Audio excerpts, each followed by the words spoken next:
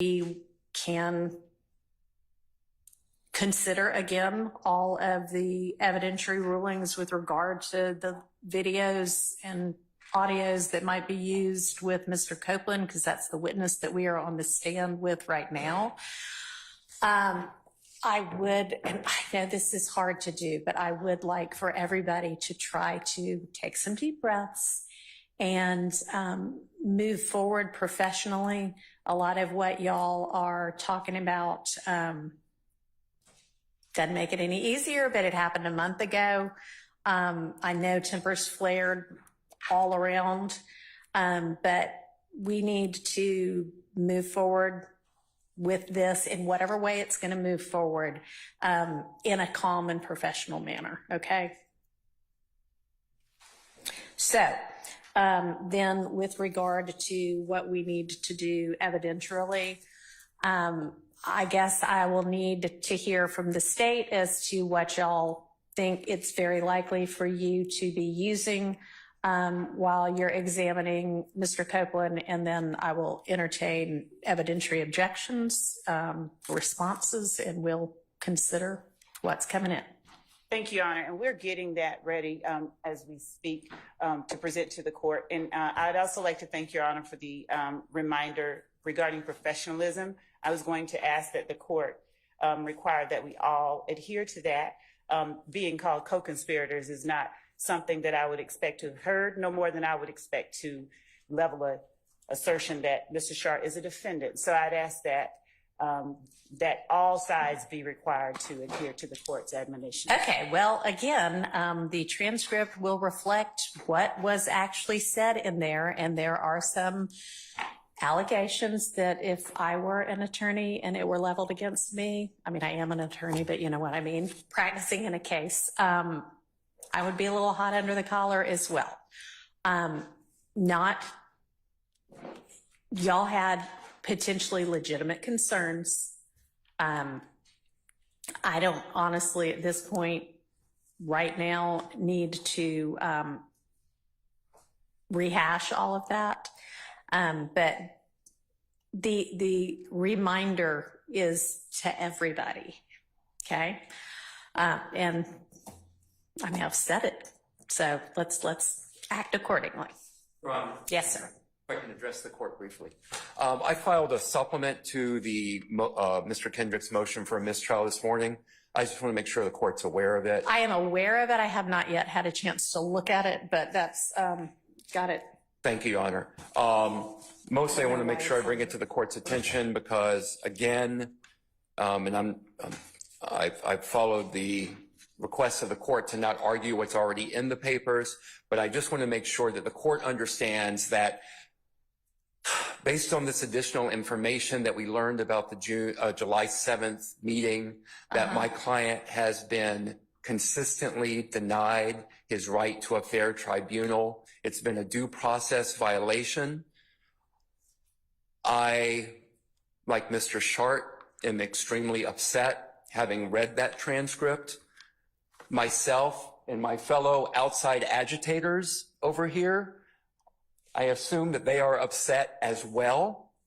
And I don't think, honestly, I don't think that reference was to anybody who is a member of the bar. I think that there have been times in this case where members of the public are in the courtroom, which they are, of course, entitled to be, but communicating in ways that are not appropriate. well, you know, the problem, Your Honor, is that since this was an ex parte meeting that should probably have never taken place, you were not there, I was not there, my fellow outside agitators weren't there, we don't have a video of it, so I have no idea specifically if that was not referred to us. We don't know, do we? We don't know. And what I do know is that I have been arguing with people for 18 months that Chief Judge Glanville was doing his best, that he was trying to rule to the best of his ability based on the evidence and the law before him, and now I have been made to look like an idiot. So well, I do not believe that this trial should continue, Your Honor. I understand. Thank you. I'll take your supplement under consideration. Like I say, I haven't, obviously you just filed it and I haven't had a chance to look at it yet, but I will consider that in the overall context of the motion I was already considering. And,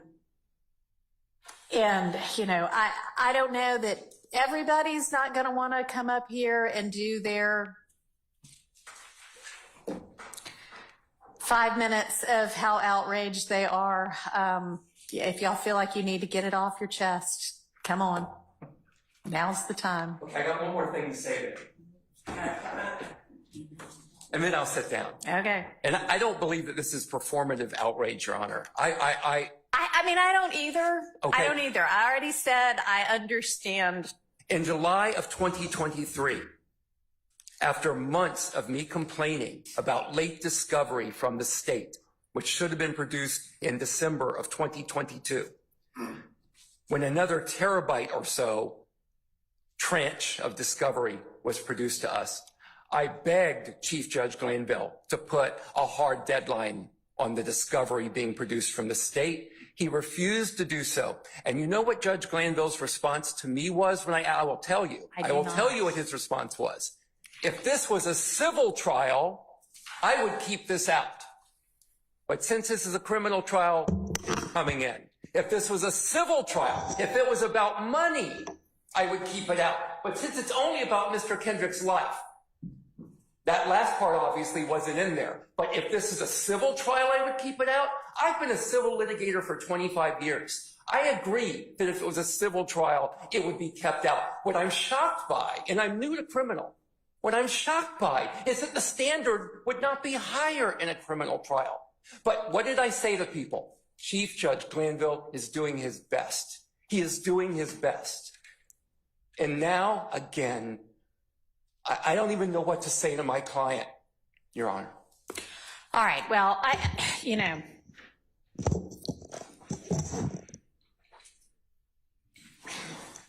What do I say? I don't know. Obviously, I don't know what to say right now either. But I think that, while again, I understand frustration, you know, let's be careful about disparaging a respected judge. I do think that he has, and I haven't looked at every transcript yet because they haven't all been produced yet, but I don't think you're wrong that he has been trying his best and doing his best. And, you know, we all as lawyers know that everybody talks about lawyers trying to herd cats, and that's not inaccurate. This is a big case. There are a lot of good litigators on this case, but with a lot of good litigators probably comes a lot of egos as well. And I think sometimes it is possible to sort of get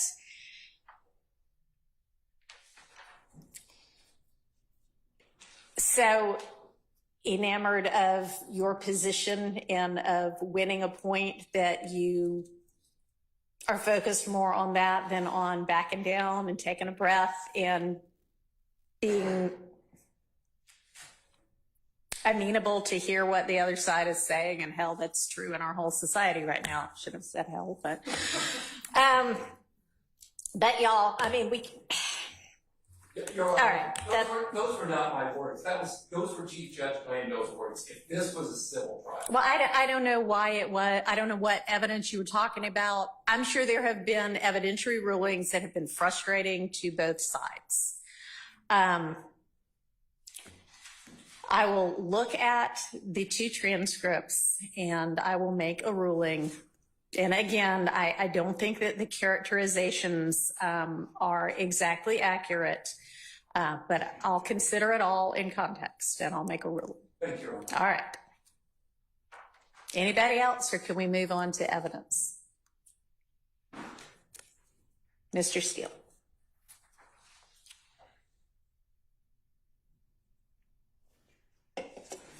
So there are 16, and good morning again. Good morning. Good morning, Madam Court Reporter. Ms. Winfrey, there are 16 hours approximately of the video audio you're talking about. Okay.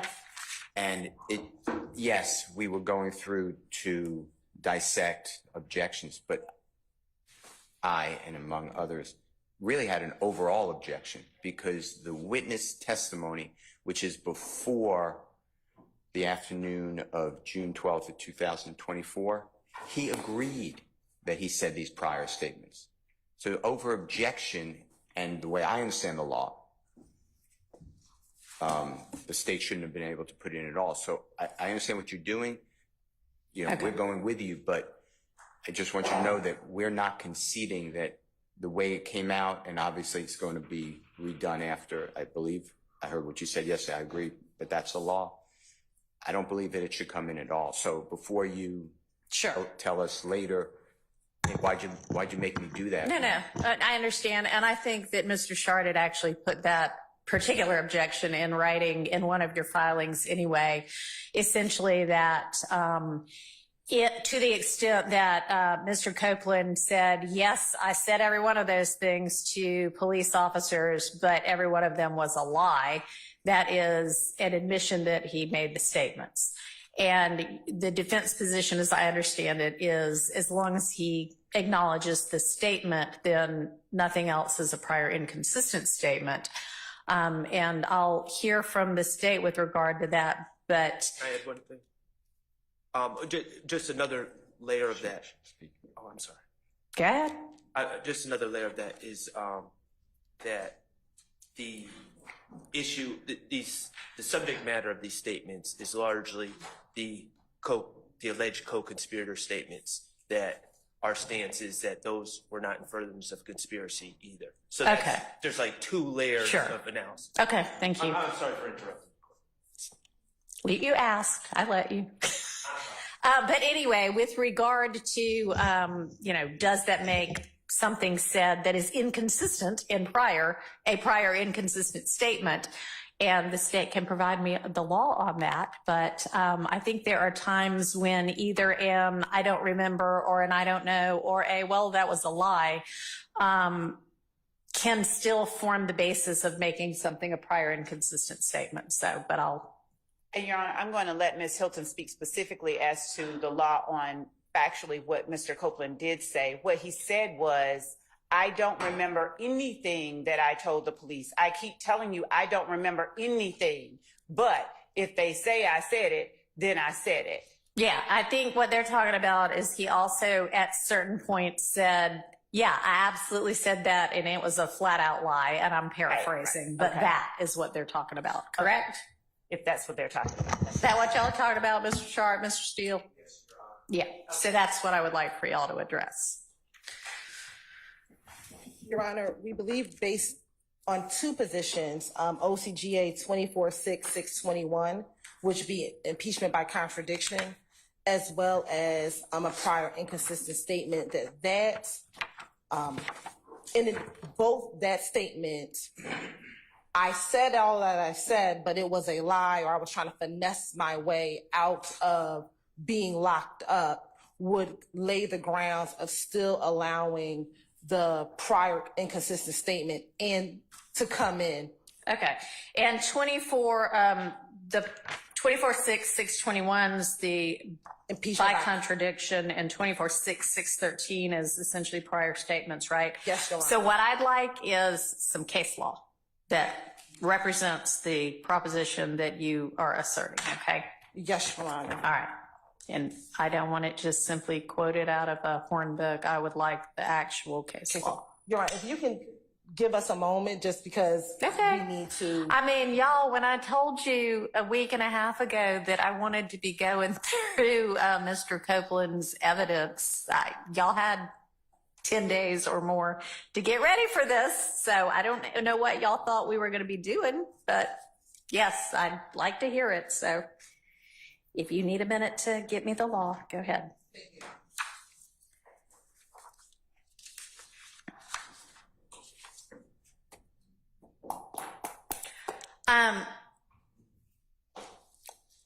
Is there, we can also do this portion after lunch and do something else right now. because I don't know that we all need to sit in court and do our research. What else could we do that's productive? Your Honor, Yes. I would like to make records. The Honorable Attorney John Melnick is under subpoena. He's in your courthouse, to my knowledge, or to my belief. Okay. I believe.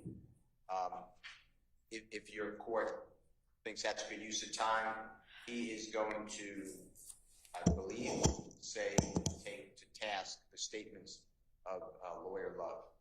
All right. Well, tell me why that matters, because what may have been the actual truth and what Miss Love and or Miss Hilton perceived and therefore caused them to want to speak to the court ex parte don't really have to be the same thing. And I don't know that it matters whether what they thought was true was actually true. So objectively, he will go through the emails for the court that were misrepresented by Lawyer Love. He will then, I'm making a record, God forbid there's an appeal as well as for your consideration in this case going forward about calling Judge Glanville as a witness, that he spoke with Lawyer Love. She knew that he represented Mr. Copeland. Lawyer Love said that she did not know that he had denied representing him, Mr. Copeland. That Mr. Copeland had denied that Mr. Melnick represented him. No, Lawyer Love stated that John Melnick had previously denied representing Mr. Copeland to Judge Glanville. And that goes to the heart of why is there a ex parte meeting in the first place, because I don't know why there was, but Judge Krause I've objected to it. And I know you said maybe not, it's dicta, and I agree that it did not go to the holding or the ruling, and she didn't make long statements of fact or findings of fact. So I appreciate you saying, I don't know if these are findings of fact, but maybe just surplusage. But if that meeting is the way Judge Krause found, and there is a Honorable Superior Court judge who made that ruling that's cemented in our case, that, I forget the line, but something like maybe it should have been done in open court, but the substance may have been proper, something to that effect. If it was done in open court, I would have been able to be there to question Mr. Copeland. I would have been able to be, because the Judge Glanville said, you have questions for your lawyer, the state, or me? If I was there, I assume he would have said, or Mr. Steele. And then people were asking him questions. They were discussing his testimony. Those are things that we had a material right to be present for. So the point I'm trying to make. Okay, well, I'm going to make a substantive ruling with regard to that, and I don't know how Mr. Melnick is going to add to that. I mean, it is clear to me from reading that June 7th transcript that the questions they had about whether Mr. Melnick represented Mr. Copeland were not, is he literally counsel for Mr. Copeland right now? I mean, they knew he was that because Ms. Hilton said when Mr. Copeland asked to talk to Ms. Hilton outside of the courtroom, and they were about to talk, Mr. Melnick either was there or appeared, and Ms. Hilton said, oh, you seem to want to talk to him, so I will let y'all talk privately, which if she didn't think Mr. Melnick were representing Mr. Copeland, wouldn't have done. I mean, there would have been no reason for her to do that. I think that it is clear in context that what they meant by we've got questions about whether he's representing Mr. Copeland is, and they said it, we have questions about whether he is representing Mr. Copeland's best interests, which as a lawyer, you are always supposed to do for your client. So I don't think they meant literally has he entered an appearance for Mr. Copeland, or has he represented to us and to the outside world that he is counsel for Mr. Copeland? It was, is he really acting in the best interest of Mr. Copeland? That's what they said they wanted to research. and then meet with, or potentially meet with Judge Glanville about. On the 10th, Lawyer Love said John Melnick, the Honorable John Melnick, stated that he was not representing Mr. Copeland. And Mr. Melnick said that is just a flat-out misrepresentation of conversation. Okay, well. So I just want to get the record straight, because Georgia law, and I gave you these cases in a footnote. Georgia law right now, and I know I'm very familiar with this Honorable Court's very in-depth knowledge of the law. So right now, it's if the court finds, this court finds, or an appellate court, that Mr. Williams et al. Had a right to be present, that's at a critical stage of proceeding, it's over. The case, no one looks at prejudice. But the two cases that came out in April, one of them may have been in January, but I cited them in the footnote of my motion to just educate the court. Well, if it's there, I could give it to him, but yes, it's that's there. fine, I'll jot it down. But the Georgia courts are saying that is the law now, but we are interested in whether that is wrong. Okay. And we need to show prejudice. Okay. With regard to, Like federal. give me the cases in what? Step back. Okay. But so I want to make a record of showing it was prejudicial because there were knowing misrepresentations to even have a auspices of a meeting with the judge. Okay, well. And I'm not agreeing. I'm not sure if I follow you, though, with regard to, I need to establish that Mr. Melnick was, in fact, counsel for Mr. Copeland, because even in the June 10th ex parte meeting, Ms. Bumpus was there as stand-in counsel for Mr. Melnick, because apparently Mr. Melnick had said he had a pre-scheduled vacation or something like that, which everybody knew about on Friday or before Friday. And they were saying, you know, how can he actually be representing him, i.e. the best interest, if he's off on vacation when this critically important thing for Mr. Copeland is going on.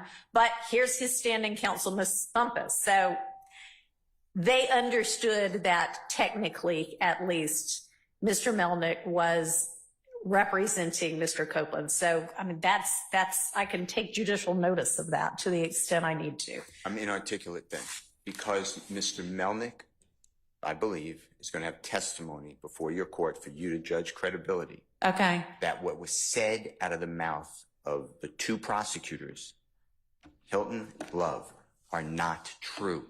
There's no emails to back up what Love says.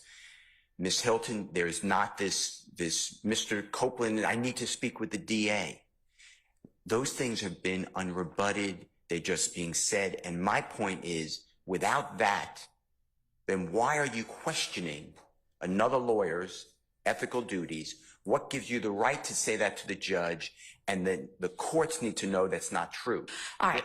Just like I said to the state essentially yesterday with regard to their motion that suggested that defense attorneys were violating bar rules in the way that they talk to the press, I am going to suggest to the defense that if the state is violating bar rule, or attorneys for the state are violating bar rules in the way that they talk about defense attorneys or in representations that they make to the court, that too is something that they may have to deal with the state bar. I understand, but I'm dealing with, my concern is Mr. Williams. So I'd like you to make findings, because I think that they go to the heart of, you're entitled to ethical prosecutors. We demand that. Ethical lawyers, ethical prosecutors, and a fair tribunal. That's constitutional as a fair tribunal. That did not happen here in my advocacy, in my viewpoint, the way I understand what happened. I wasn't there. So I can't talk about, I wasn't in the outside the courtroom when this supposed Mr. Copeland wants to talk with Ms. Hilton. I don't know. All I know is what, we do. We come in after the fact and we investigate. Mm-hmm. But I'd like to spread that on a minute. So I raised that. I don't know, Mr. Melnick's day-to-day or... I don't know that... But I'd like to call him. I understand, and I don't know that that is ultimately relevant to the determinations I have to make, because again, whether whether what the prosecutors represented to Judge Glanville was true or not, maybe an issue for another type of tribunal. But in terms of whether it was then appropriate for Judge Glanville to okay the June 10th meeting to further flesh that out is what I need to figure out, right? So it doesn't really matter whether what they said was true for that purpose. It is, they told Judge Glanville what they told Judge Glanville. Was it reasonable at that point for Judge Glanville to entertain the ex parte on Monday, the 10th? Okay. So let me make that determination. I'd like to call him if you change your ruling. Both of them, Judge Glanville. You can proffer what he would testify to. Then I need to, because he didn't see this new transcript, so I need to, he being Mr. Melnick. Well, what's in the transcript shouldn't influence what's true. So I would think, no, it doesn't. I would think that he can then say, or tell me and I'll tell you, and then you can hear from him if you want, that did not happen or this. I want to get it right. all right, so you haven't talked to him yet about what? All right, well, obviously, I'll give you a chance to talk to him before you make a proffer because you need the proffer to be accurate. Okay. All right, so that's not something we can do right now either. Okay. Thank you. All right. So, what can we do? And if there's nothing, then I'll just go back in chambers and I'll read all my cases that y'all gave me yesterday and I'll make some rulings so I can still be productive and y'all can be productive out here. You want to break for an hour and a half? Okay. Thank you. All right, let's come back at 11.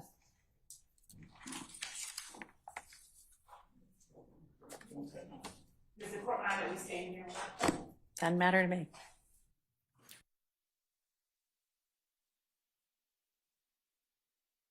Deputies, so if that's fine, that's fine. But I'm not going to ask them to stay here. They've got a lot of other work to do too. Okay.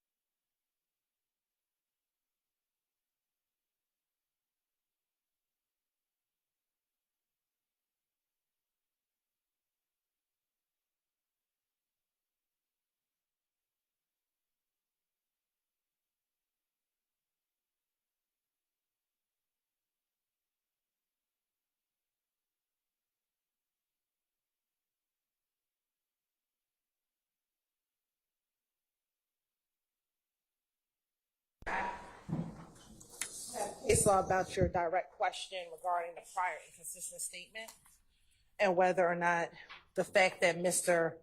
Copeland said, I said it, but I lied, if that would be grounds to, would that still be considered a prior inconsistent statement? And Your Honor, I have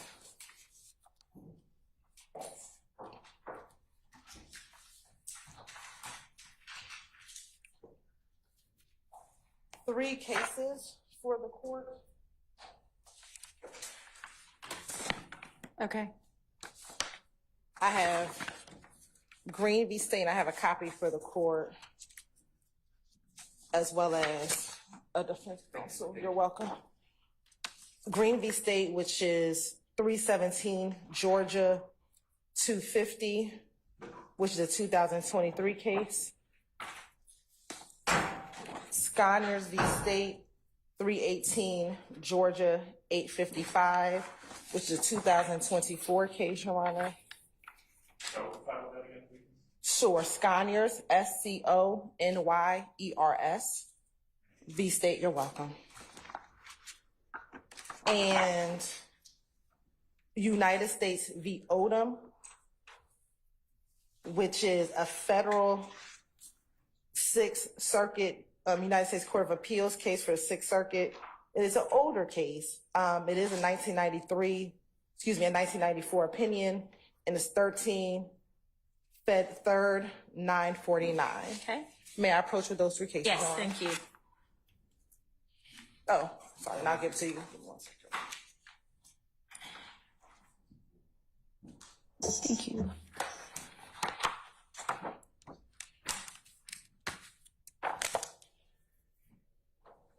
I gave you green already, Mr. Long. I gave you green already. Which one did I give you? Okay, you're welcome. You're welcome.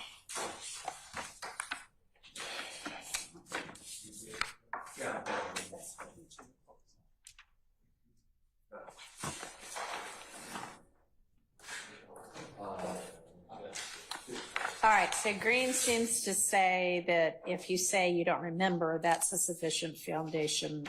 Is there, and that's the only one I've looked at so far, is there one that says, if you say, yeah, that was a total lie? Yeah, so that's also in green, Your Honor. Okay. So if you look at page 5 of the opinion, Your Honor, about the 4th paragraph down in the facts of that case, Your Honor, it says, during the course of their investigation, officers interviewed Corey Milton, who said that he knew Green had a green Camry, that Green told him that a cracker bucked, I shot him, and that it was not Baba, Hill's nickname, who shot someone. The state played this recorded statement interview for the jury at trial. However, before the interview was played, Milton testified that he did not remember an interview or Green telling him about a murder, stating, I be getting high, I don't know. After a break, Milton testified that he did remember telling law enforcement lies to try to get out of trouble and that he would say anything. Okay. Milton further testified that the investigators brought up his criminal record, including a federal conviction and state charges that were dismissed, and that during the conversation about Green, Milton was looking for help with his case. Okay. And those facts are analogous to what Mr. Copeland has said so far on the stand, that he was just trying to finesse his way to get out of trouble, that he said those things, but they were all a lie. And here, our Supreme Court in Green said a witness's failure to remember making a All right, so hang on. You're talking too fast for the court reporter to take it down because you're reading. Sorry. And then where are you reading from? Now I'm on page 7, Your Honor, Okay. Division 3. Okay. And when the court, the analysis is a witness's failure to remember making a statement may provide the foundation for offering extrinsic evidence to prove the statement was made. They cite London v. State, which is 308 Georgia 63 at 66, page 66 through 67. They further cite Bridgewater, which is 309 Georgia at Penn site 887. Which cited defendants denied recollection of making a statement, provided sufficient foundation for the state to present extrinsic evidence of the statement. Here, the state laid the foundation for the admission of the recorded interview when it asked Milton twice if he recalled making the statement, and Milton responded first that he could not recall making the statement, and then that he did recall but had lied. Okay. And so that is green. And we also have Scaniers that discusses primarily that the state does not now have to go through every single inconsistency, Okay. but that we can now, the flat out denial of that statement, Your Honor, allows us to move forward in playing the entirety of the statement, Your Honor, without going into further details. That's kind of our summation of Scaniers. All right. And then Odom, Your Honor, is a federal case on the same point as the Green case, Your Okay, Honor. thank you. Appreciate it. Counter law, counter position from any of the defense attorneys? Your Honor, I'm gonna let someone that's better than me respond, like Max Sharp or someone. But I just want to state that the foundational element for this argument doesn't even exist, because we don't know what Mr. Copeland has testified to. I mean, everything he testified to after the 12th is void. You mean we don't know what he is going to testify to? Well, we certainly don't, because we... Right.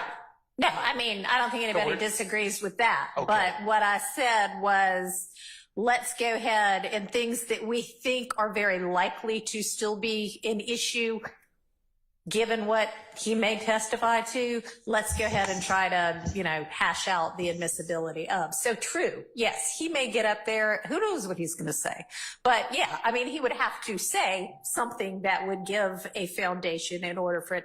But assuming that he testifies generally in the same way that he did before, which was, according to y'all, and I've seen some of it, that was a complete lie, then we will face this, and so let's figure out what the... So we're guessing at what he may say based on what he said. Right, because I am trying to get prepared ahead of time instead of having to do all of this while we have the jury. So yes, absolutely. Thank you. Okay. And if for anything, I do remember that there were at least 2 full days of testimony from the 10th to the 12th. And it's the state's remembrance that the I lied started early in his testimony. So, Okay. But we can. Thank you. that as well. And with regard to that, the court reporter has said that she probably, what did she say, Ms. Firstfield? You talked to her, I didn't. She is working on the transcripts of Mr. Copeland's testimony, and she said by either late today or tomorrow morning she should have, I believe it's June 10th, June 11th, and then would be working on June 12th shortly thereafter. And do we already have June 10th, or did he testify at all on June 10th? He testified on June 10th, 11th, and all of the 12th. And did he take the stand? He took the stand at least on June 7th, right? Took the stand. I asked Okay. 3 questions in that All one. right. So do we already have the 10th somewhere? We'll figure that out. But anyway, it should all be forthcoming soon. Okay, Mr. Steele. Your Honor, I don't think that the state's cases, from what I heard, I did not read them, I just heard the discussion, are what we're looking for, because those cases are, I don't remember, or I was on drugs, or I don't recall, but I found a case, it is pre the new evidence code. Okay, so hang on just a second. So I didn't know, did y'all didn't, it's fine if y'all don't have copies of it, but you have the site to it. But looking at it, it does actually look like, in addition to saying, I don't remember reading right from the case, he says,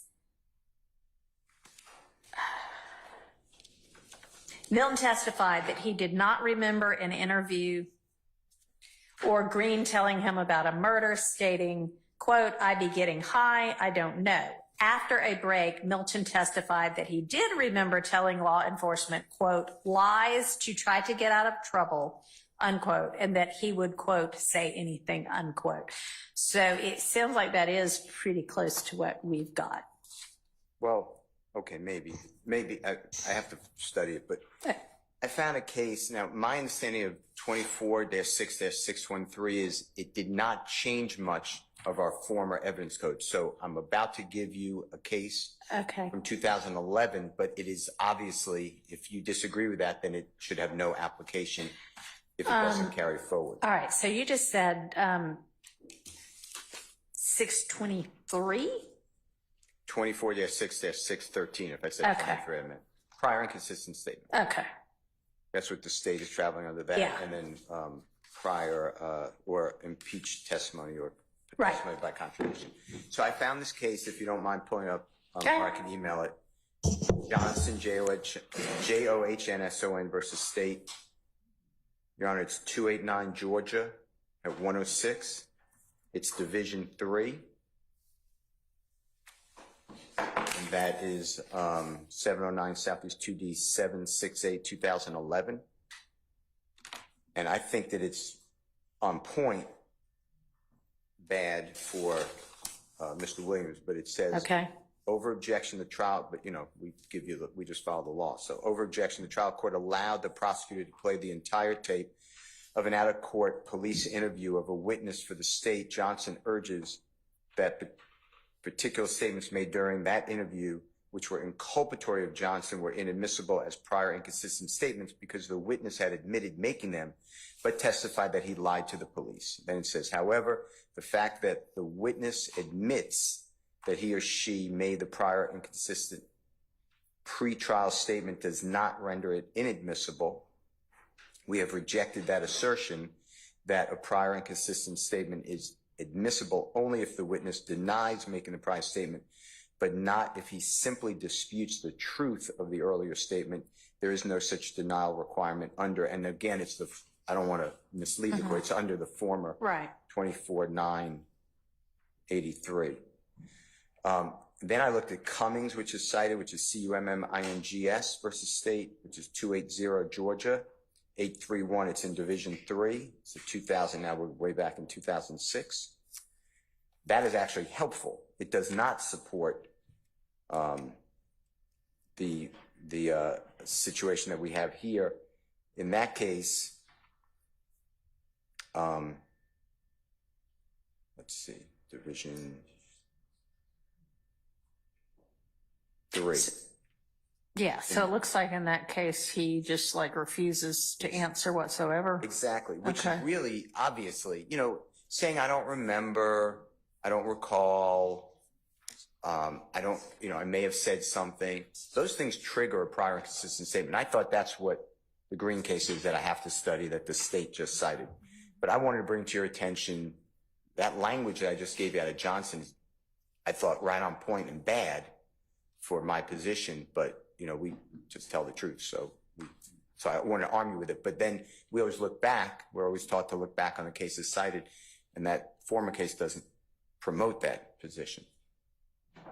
So it appears to me, and I'm just looking at Cummings right now too, but so it looks like the defendants, appellants now at, the appellate stage are saying, hey, a prior inconsistent statement is admissible only if I deny making the statement, not if I simply say it wasn't true. And the appellate court is saying, no, that's not correct. You don't have to deny it. Even without a denial, it can still come in. That does not mean the flip is true, that the other part, not simply if he disputes the truth, is not a way to get it in. I agree. So I mean, you can take a look at Green, but Green seems pretty on all fours. So I'm thinking unless I hear something that either overrules Green or causes me to severely question Green, Green controls. And whether he says, I don't remember, whether he says, I never made the statement, or whether he says, yes, I made the statement, but it was a total lie, all three of those, it appears under our current state of the law, would permit then the introduction of prior inconsistent statements under 613. Well, I'm going to read with your permission. Sure. Yeah, absolutely. Yes. Thank you. All right. Thank you. Thank you, Ms. Hilton. That was a helpful use of our break. All right, so with that understanding, are there other specific evidentiary issues we want to consider?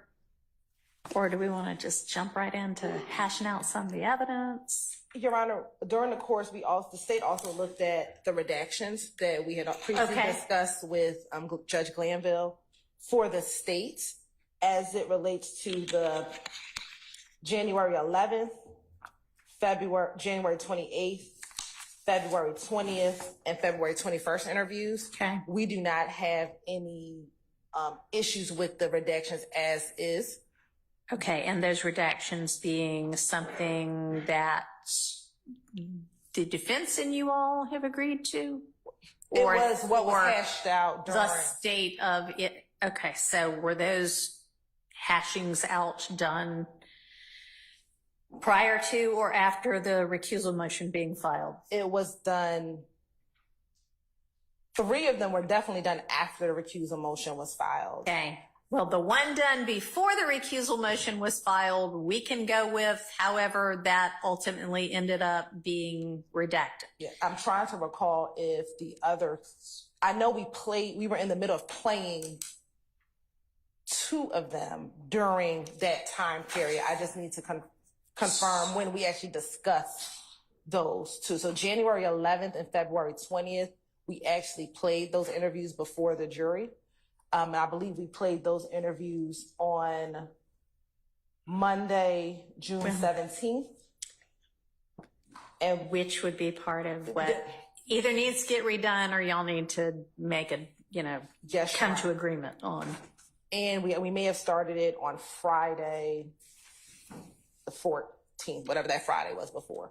But for the ones that we did discuss during that pendency, the state does not have any issues with those 4. As it relates to June 11th, the June 10th interview, there are some we would like to revisit. So, all right, I'm not sure I follow you. Okay. So,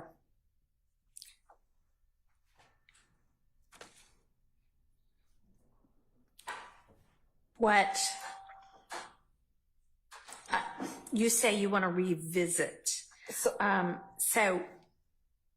think first it would be helpful to know which ones were hashed out before the recusal motion, and then we can just say that's what we're going with because that was prior to any issue, and therefore we can stay with that. As for anything that was post recusal motion, unless the defense can come to an agreement with y'all about admissibility, we're going to have to redo all of those. So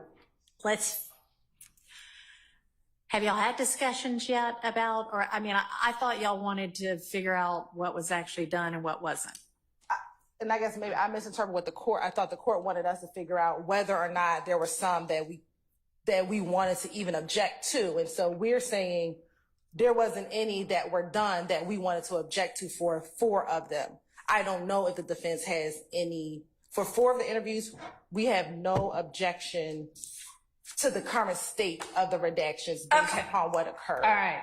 And so that's what I thought I understood. Okay, and that was January 11th, January 28th. February 20th and February 21st.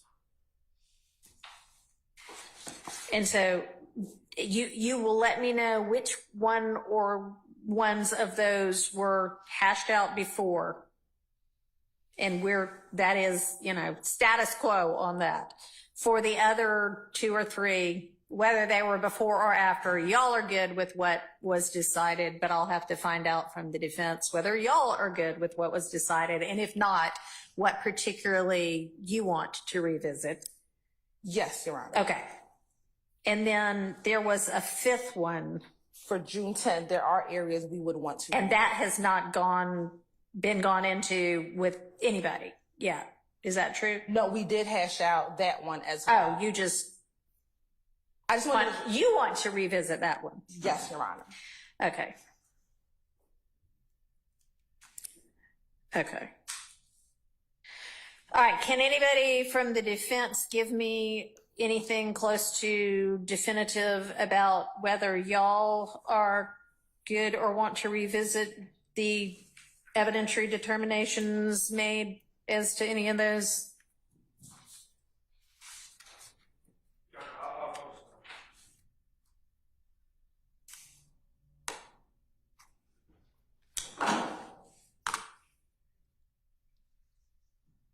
And respectfully, and I'm not trying to belabor the point, but I just need to make a record. Our stance is that our trial judge was not an impartial. I understand. And so we don't believe that the issues are just limited to post-serving the recusal motion at this time. Okay. So well, that's, and we understand. I am not going to be going back and revisiting evidentiary rulings made before then.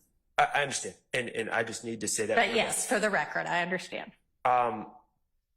This is a very difficult task. I was I think we all were very involved in the negotiations and reviewing of these things. But, as we were doing it, I wasn't taking notes of what I was doing. So I'm trying to put together what exactly was discussed. And part of the problem is we don't have a transcript. Well, I've got some of the transcripts, but not all of them. So if it would be helpful to y'all to have the transcripts of when the jury's out and y'all are going through, we don't have all of them yet, but I've got certain days. So y'all did that like on the 18th, the 20th, and the 21st, and the 24th, and the 25th, and the 26th. Yes. Okay. Which is why I want to use this week to the extent possible to not take 1, 2, 3, 4, 5, 6 different days to do that. Okay, so I'll see what we already have and get that out to y'all. And again, y'all, this is all rough. This isn't official, but it looks pretty clean to me. And there were extensive emails that went back and forth from myself and other defense attorneys with Ms. Hilton mostly regarding these kind of negotiations where we agreed and didn't agree at the time. Okay. So I'm trying to check my emails and make sure I have. So y'all have those or should have those. So. And that would be a good starting point. I'm just making sure that what I have is accurate to what she has. Okay.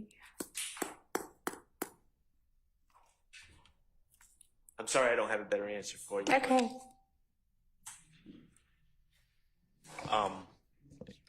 Keith Adams on behalf of Mr. Williams. Let me kind of echo what Mr. Short just said.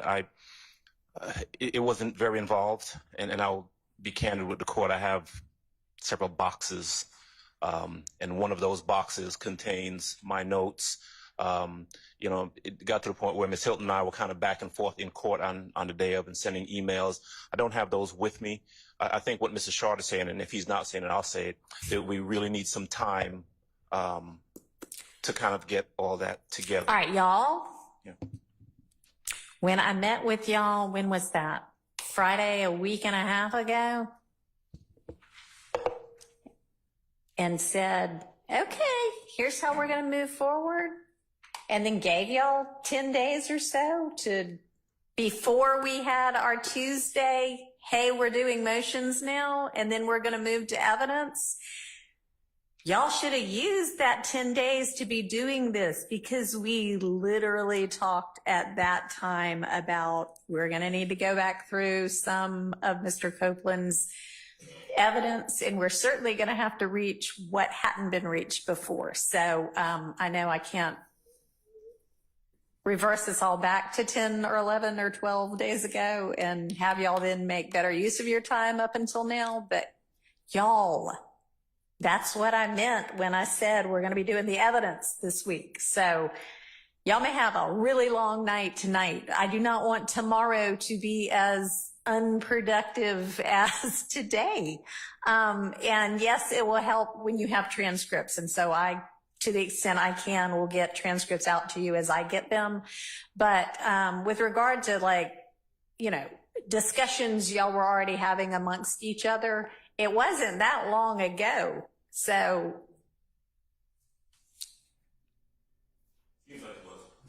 Okay.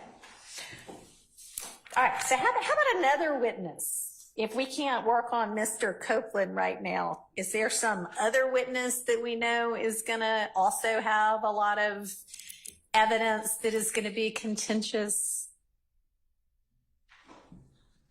Mr. Zachary. Sorry, Mr. Zachary. Your Honor, Mr. Zachary, there are other witnesses. Okay. We've not gone over, well, we have turned over the statements that Mr. Zachary has made. All right. The belief that we intend, if necessary, to use for impeachment purposes. Okay.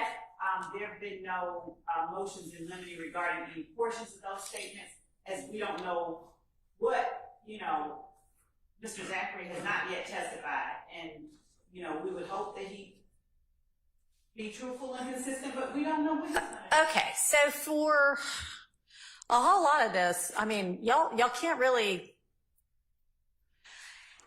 let's assume that he testifies. Let's assume for everybody who there might be impeachment or other evidentially challenging evidence out there, that they are going to testify in a way that is going to force y'all or permit y'all to use whatever it is.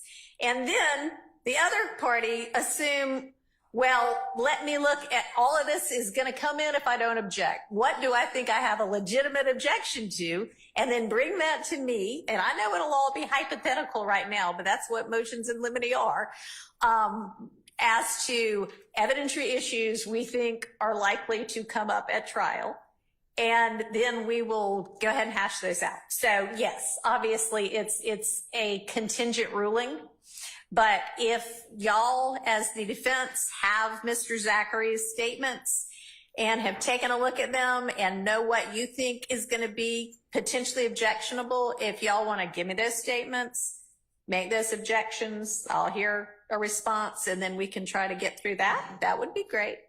And would the court, is the court asking for a copy of each of his statements? Because we can't provide that. Yeah, because I'm going to need those if I'm going to make rulings. So yes.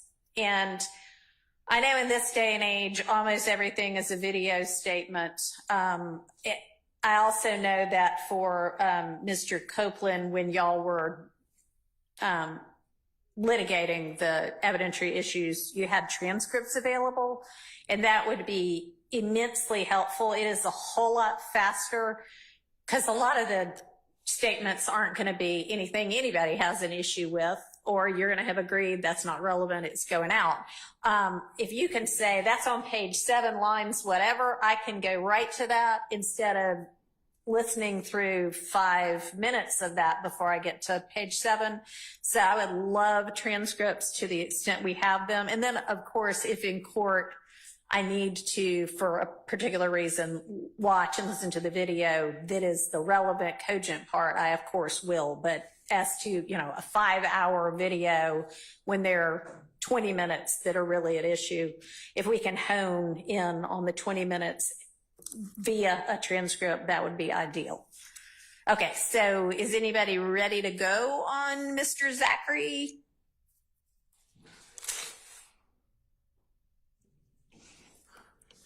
Anybody?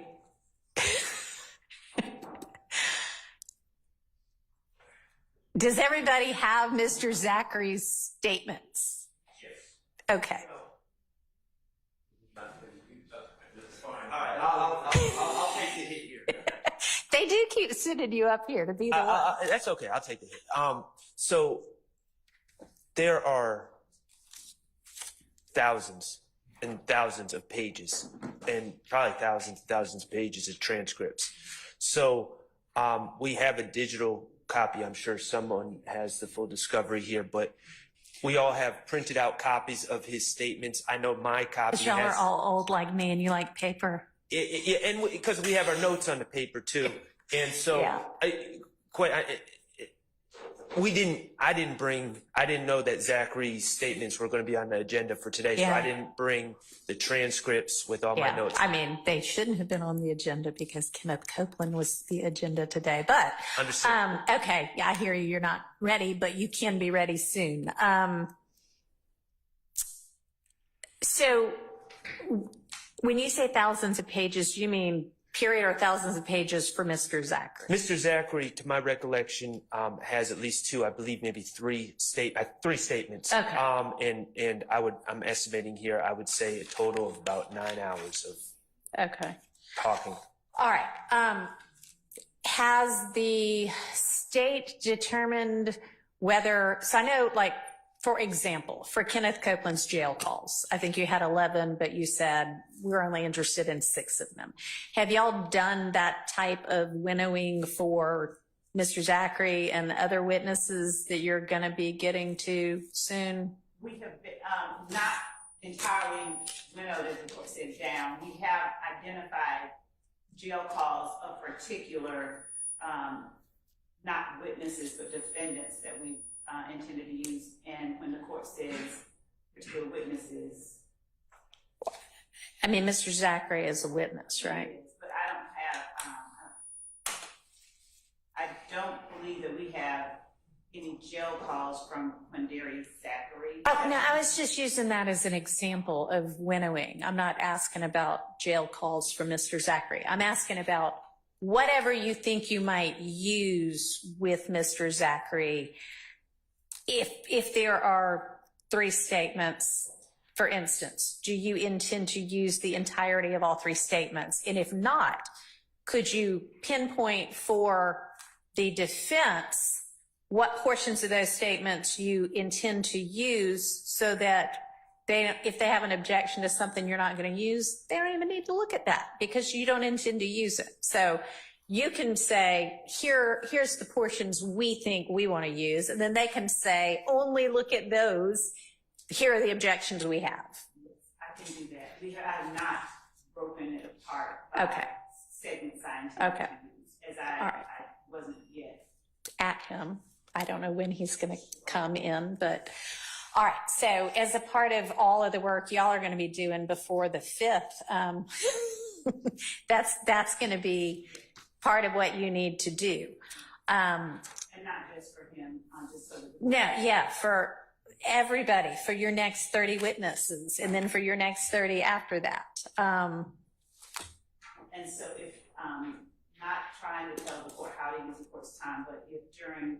I'm open to suggestions since what I've come up with so far isn't working. What I can do, what we can do as a prosecution team over the next, however amount of time the court wishes to allow us, is to identify with respect to each of the witnesses that are co-conspirators. I know that there are several. We can, and that it will be coming up in the next batch of 30 witnesses. So we can identify, just to the court and the defense, those people, and begin looking at the portions of their statements, their respective statements, that we would anticipate needing to use, as opposed to using the whole thing. Okay. And so we should be able, over whatever amount of time the court gives us from here forward today, to go through and come back today with a chunk of statements for each of those people. Okay. If not all of them. Okay. Some of them.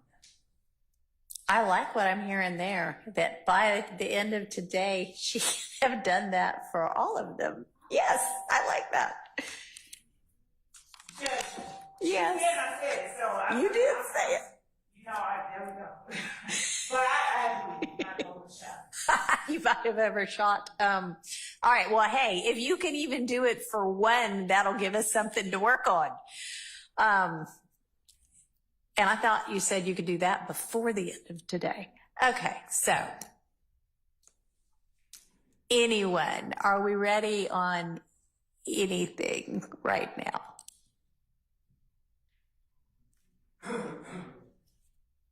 Not anything. it's not anything we can go forward with, but Judge Glanville had given me, on behalf of Mr. Nichols, a continuing objection to the admission of any of these statements, in that they have absolutely nothing to do with Mr. Nichols. So I have a continuing objection to the admission of these statements. All right. I have a continuing objection, which has been preserved by Judge Glanville, with regard to both the alleged co-conspirators exceptions and any of the contained so-called statements that were made by Mr. Copeland or the other alleged witnesses that the state has called. Last year, we had motions pending with regard to 801D2E issues, co-conspirator statements issues.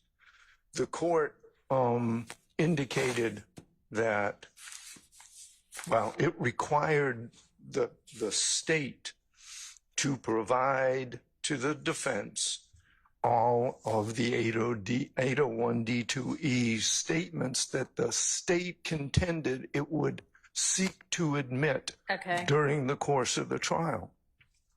Okay. That notice was filed on or about by the state on or about, excuse me, November 3rd of last year, obviously. Couldn't be this year yet, although it feels like it.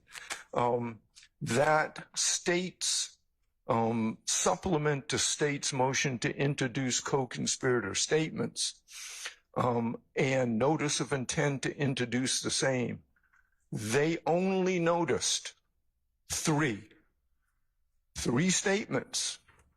So anything else that they do now after a year, after 19 months, after a specific motion, after specific requests by every single defendant so that we could hash this out.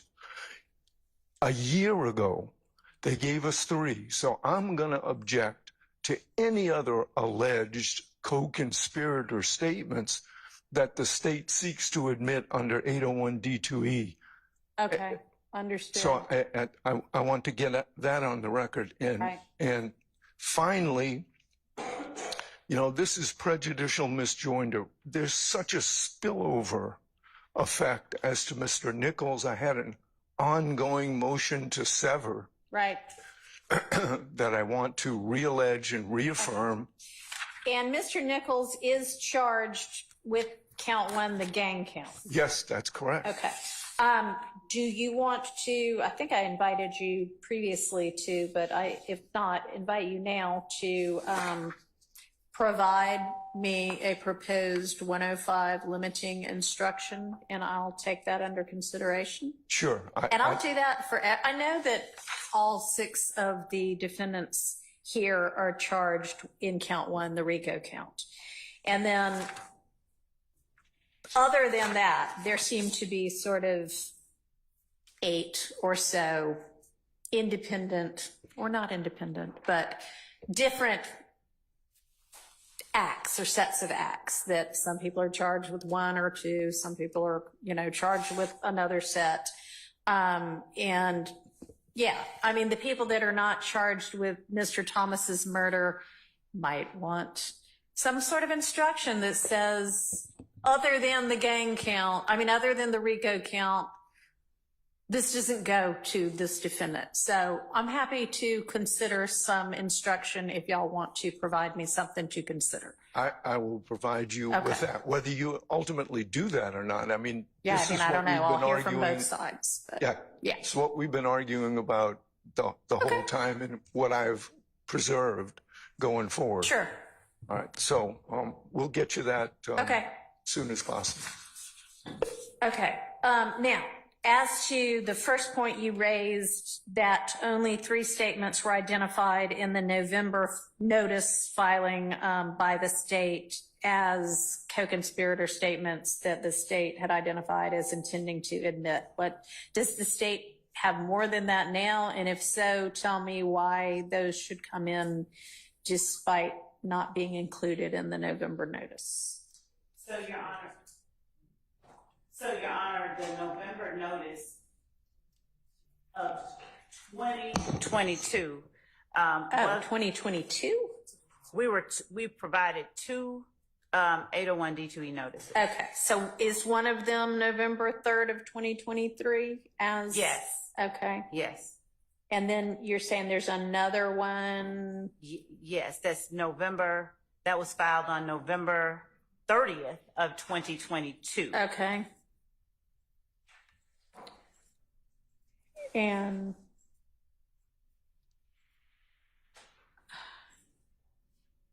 give me a second, Laura.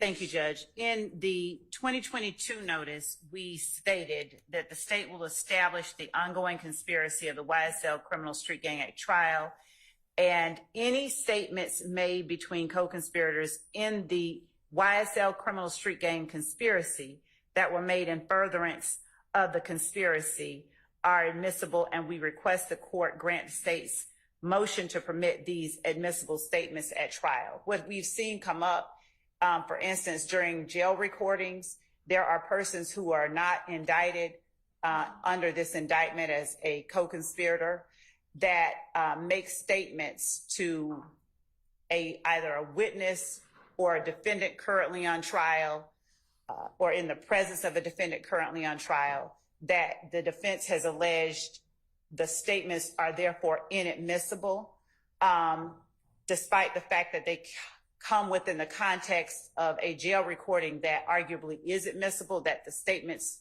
of a particular party are not admissible. Instances like that, we argue, are instances that involve co-conspirator statements. Okay, so not arguing broadly, conceptually, but arguing as to specific statements. What notice does the defense have of specific statements that are not included in the November 3rd, 2023 notice? Okay. Because it's one thing to say broadly, hey, if they're co-conspirator statements, we intend to use them. It's another to say, and here are the ones we intend to use. And if the court had ordered, you need to tell the defense which of these you intend to use, then it's time to get down to specifics. Yes, Your Honor. So in this particular notice, we did provide. Sorry, when you say in this particular notice, which notice? The November 6th, 2023 notice. Okay. November 6th. November 3rd? It's just, he said it wrong. It's filed. November, okay. You provided notice of 3 different statements. Right. 3 right? specific ones. Okay. Yes. Right? Yes. All right. So my question is, are there other statements besides those 3 that you believe are admissible in the trial of this case as to any witness? There are. Just one moment. All right.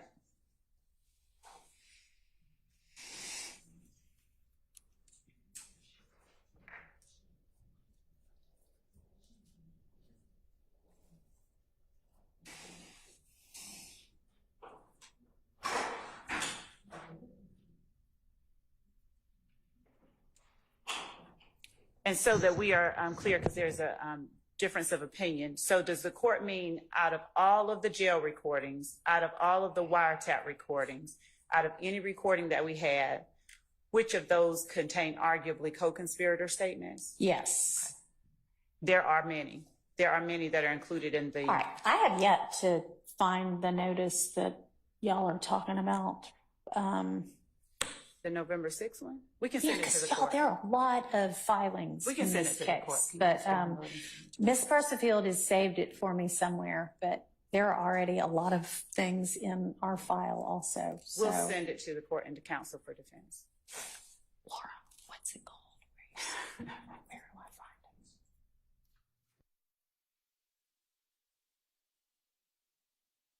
it? Is emailing it to me because I need lots of assistance. Thank you, Laura.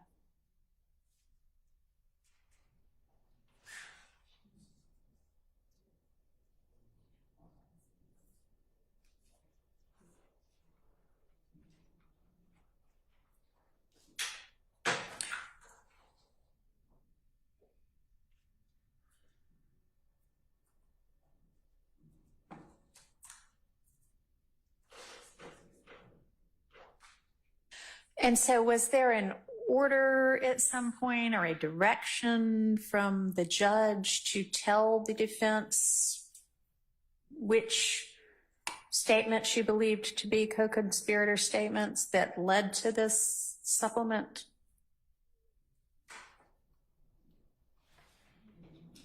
Yes. Okay.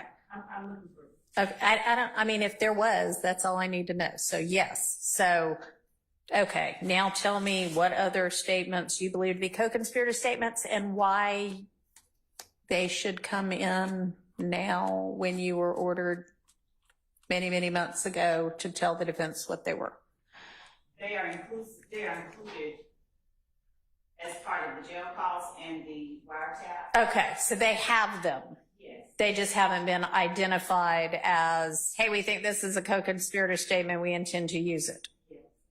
Okay. Well, sure.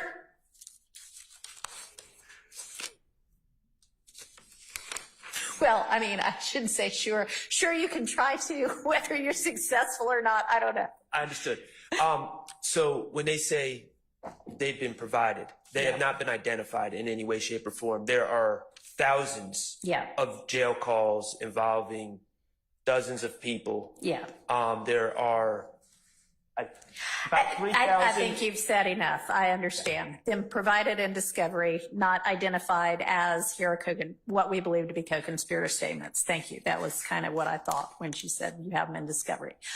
All right. So I would imagine that the discovery in this case is beyond voluminous. And at some point in a trial in this day and age, you know, how it's supposed to not be trial by ambush anymore. It's supposed to not be trial by ambush. And I'm not saying you're trying to ambush, but at least as of now, really well before now, you should have identified, I think this is a co-conspirator statement. And honestly, you should have identified out of the God knows how many rooms full of boxes of discovery, here's what we're actually going to use. So to the extent you haven't done that, I've already told you you're going to be doing that by telling us very specifically as to each witness, here's the evidence I intend to use. But that's still weeks down the road. So if you know, well, let me put it this way. Whatever co-conspirator statement you know of right now, let's stand up and let's share it with the rest of the people here so that they can then tonight look at it and say, here's why it's not. Okay? And for anything that you don't know of right now, you need to go home tonight and huddle together and figure out what else there might be. And I will consider whether I'm going to let that in or not. And then if I do, potentially, we'll have to hear as to each of the alleged co-conspirators why it is that you either have or can establish through admissible evidence that they are in fact a co-conspirator, or not in fact. That'll be for the jury to determine, but there's a preponderance from which I can determine. Okay? All right, so who do you know of right now? One second. Okay. She said, give me 1 second. But yeah, I mean, I know it's a big courtroom and there are a lot of us, so we all need to try to remember to speak into the mics. So maybe the state can, and you're pretty loud, Miss Love, but maybe pull that mic down so it's a little closer to all of y'all.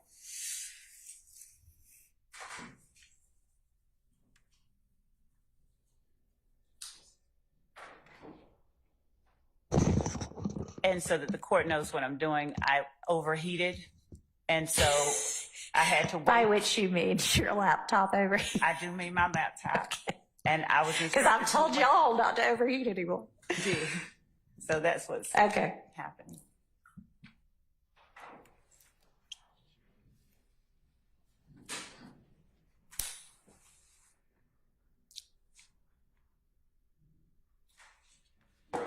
Yes, sir.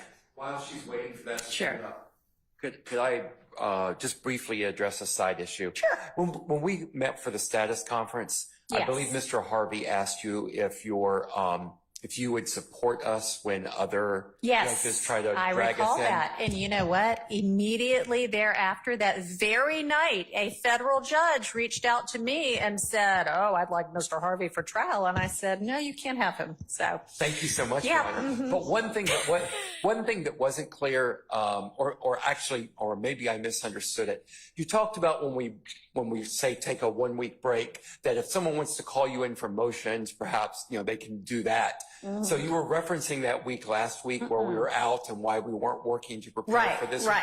I was being called into court all over the state of Georgia. Sure. Just because, and maybe that was my fault because I wasn't clear whether you would support us if I told those judges, no, I'm in trial.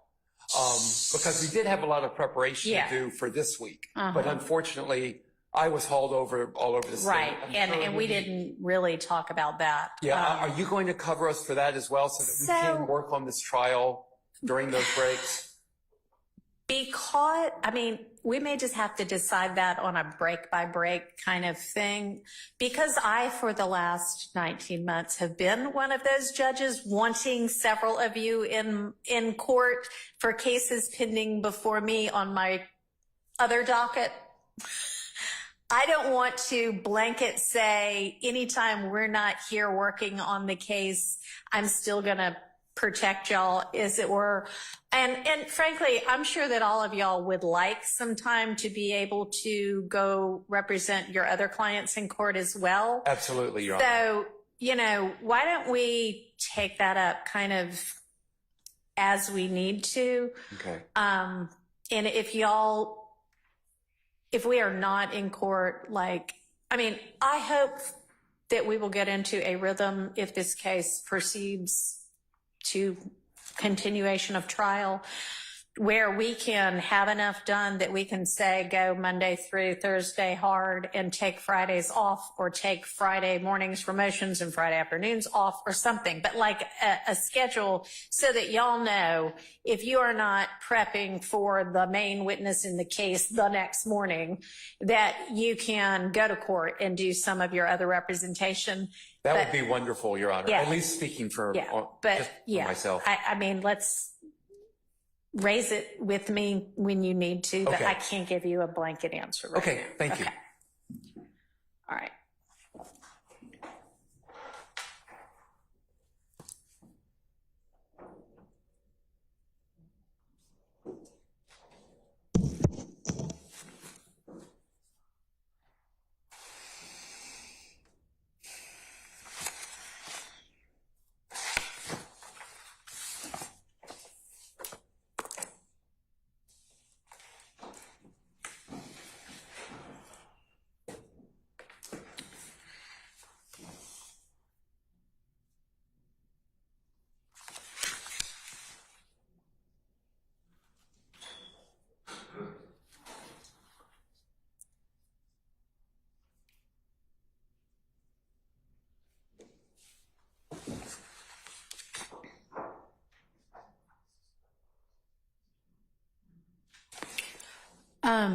How long are you going to need?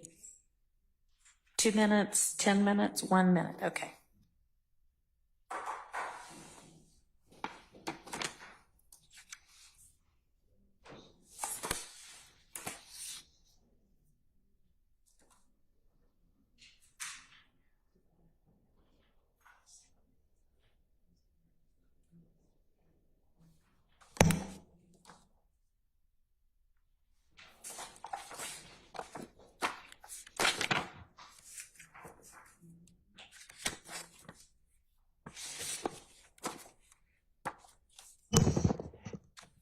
Your Honor, we're going to allow Mr. Atkins to stand up and give to the court the calls that we have identified within the wiretap that contain co-conspirator statements. Okay. One of the wiretaps. One of the wiretaps. One of the wiretaps. And Your Honor, this wiretap is it's a 6,000 page PDF where you can open up audio links. It has the date, the time. Okay. 90% of them have what they call reference numbers, where while they're watching the wiretap, they'll give it its own 4-digit identifier. Okay. Every now and then, the reference number will just say 0. I don't know why. So I think what makes the most sense for purposes of getting, I wanted for the defense to know where this Yes. specific audio is. I'm going to give, for most of these, I have the reference number, the date, the time, and sometimes I also have the PDF page Okay. on that document. So Great. that's how I'm going to reference it for all parties Okay. to speak off the same sheet of music. Okay. Give me a ballpark before you do that of how many there are. Yes, Your Honor. Let me count these up. I'm ballpark. 5, 20, 100. More, they will be closer to 50 to 100. Okay. So instead of standing there and reading them all, do you have them in writing? I do. With what I can do is take, a lot of these have notes like next to Okay. them of things that stood out. And so what I can do is create a Okay. document that has the date, time, reference number. I would and think that would be PDF easier page. for everybody than making sure they write it all down correctly. Tell me this, what witness is this a wiretap of? So, Your Honor, there's 2 wiretaps. The specific one I was going to start with Okay. is Demekion Garlington, who is a Okay. severed co-defendant. Right. Okay. And I believe almost the entirety of these wiretaps will come in through Detective Viverito, a Atlanta Police Department gang detective, who I think is probably ballpark 50 plus witnesses down the road. Okay. For this particular portion. Okay. All right. So there are going to be a series of alleged co-conspirator statements that are in the wiretap of Garlington. I think I would imagine that the state could speak to me right now about what it is that you will use to establish that Garlington is a co-conspirator. You, Mr. Atkins, will put together the list of all of the details, and you will email that to all of the defense attorneys and the court today. Yes, Your Honor. And we can maybe do the litigation of that, maybe that week in August. So I will need at least the portion of the statements that is at issue as well. Yes, Your Honor. Okay, so that is one set of co-conspirator statements. You mentioned another wiretap of someone else. Correct. Of Mr. Sumlin, And who is is- also, he has pled guilty, but he was one of Okay. the 28 indicted defendants in this. So case. you've done your proffer for that one. That one will be easy if he pled guilty. Yes, Your Honor. Yes, Your All Honor. right, Sumlin. And you can do the same for him. Correct. Okay, And perfect. he has less, it's hard for me to ballpark the number. That's for fine. him, I but just was like, if it's 2, you can read them out. But if it's some huge chain, then it's easier to just give them in writing. Yes, Your Honor. Okay. All right. So that is 2 further potential co-conspirators who have statements we will need to litigate. Who else? Your Honor, we have an additional co-conspirator statement from Mr. Copeland, a jail call. Okay. That's a part of the 5, Jail calls. about a Okay. portion of the 5 jail calls. All right. Hang on. Is that a surprise to anybody? Do I need to do a back and forth about whether it's fair for that to come in?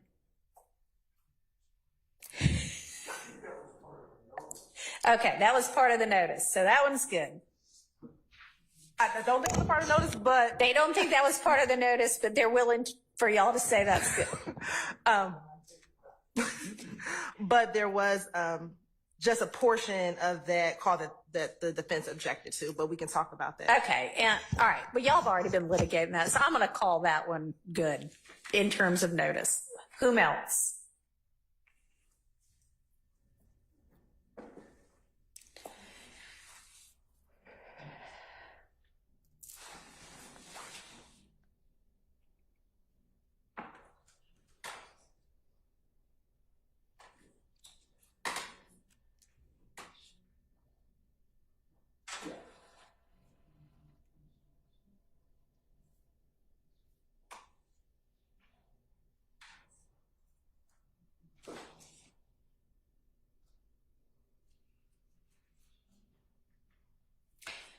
All right, question. So I'm looking at this November 2023 notice, and at this stage, when it was filed, they're talking about witness A. Y'all all know who is referred to in each of those at this point? Okay. Okay. We filed a supplement that wasn't filed. We gave to them. Okay. Witness A. All right.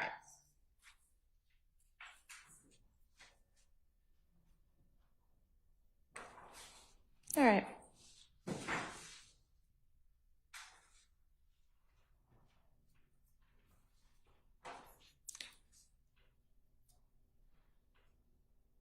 Can you provide to this judge whatever that supplement was so that I know? Thank you.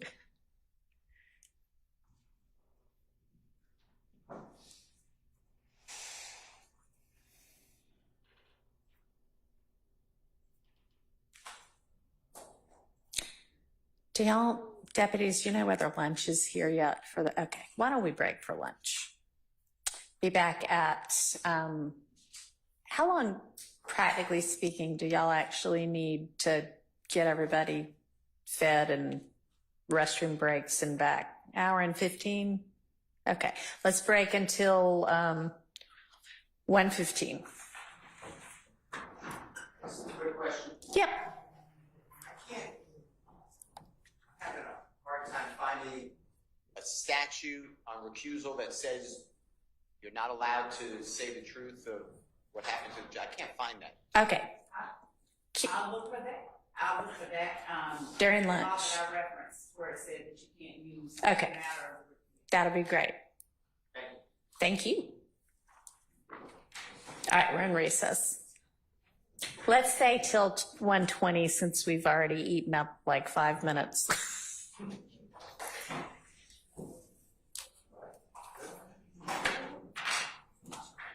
And Your Honor, are we looking for, I apologize for.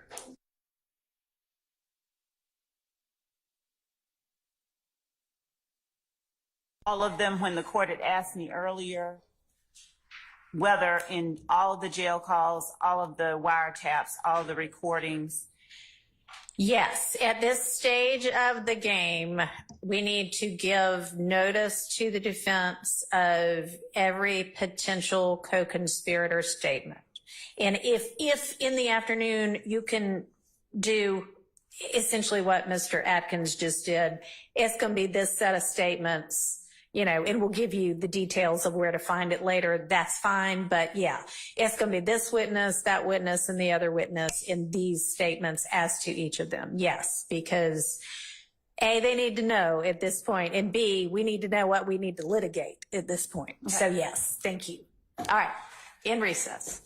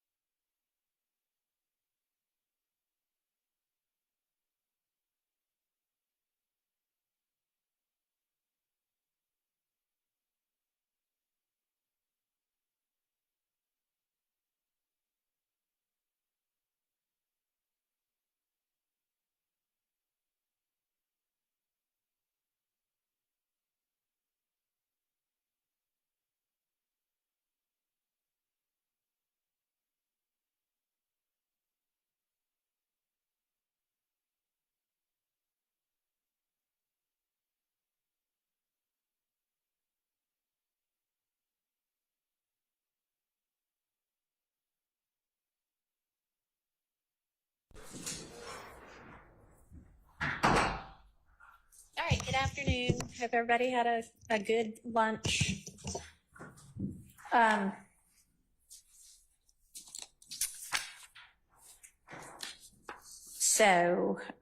What were we able to sort out with regard to other potential co-conspirator statements? Identifying those.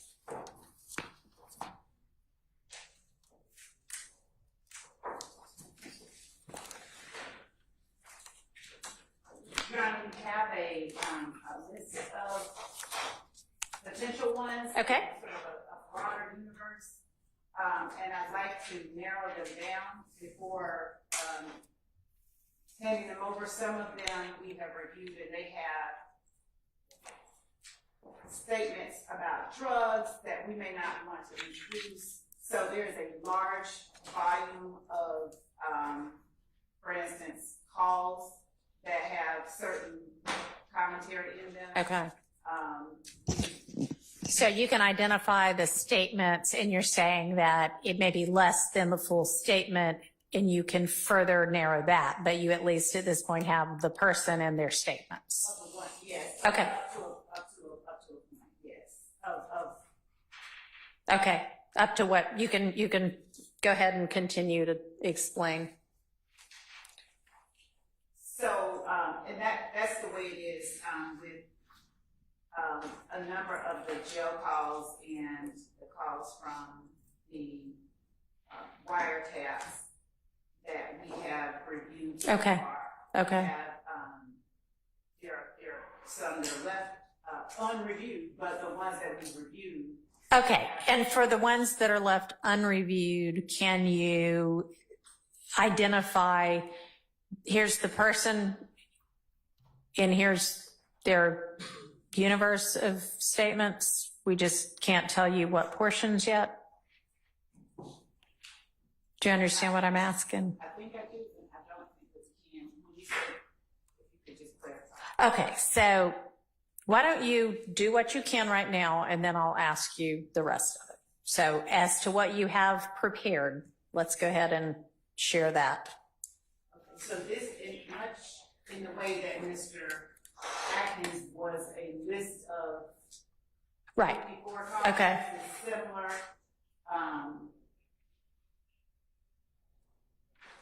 It contains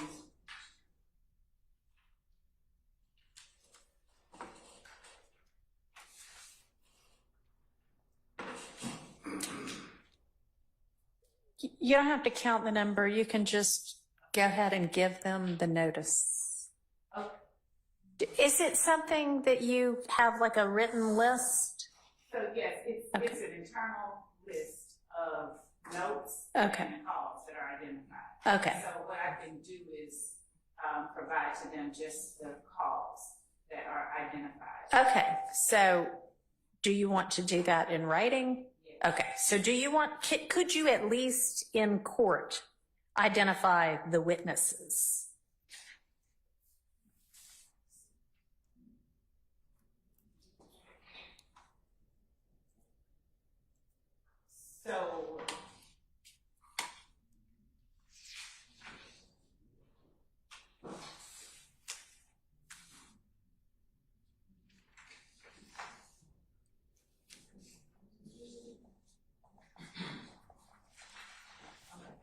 So when you say the witnesses, you mean who we're going to be introducing through? No, that's not what I mean. I mean, who is the alleged co-conspirator whose statement you think you're going to use? And if you have the witness you're going to use, I get it in through, that's great too. But we're looking for co-conspirator statements. So we need to know the ID of the co-conspirator.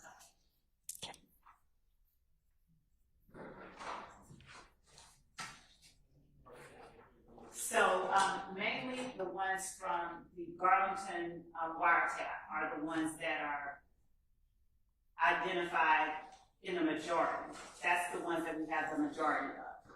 The remaining jail calls that we've identified, they are jail calls of Diamante Kendrick, Martinez Arnold, Shannon Jackson, all of whom are actual defendants who either are currently in trial or who have pled, and Marvius Nichols.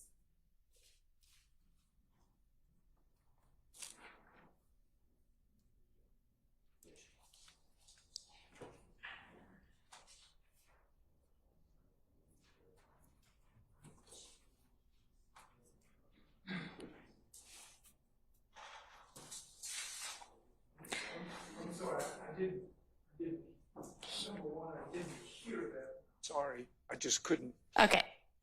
hear it. And number, my original objection was, Is your mic on?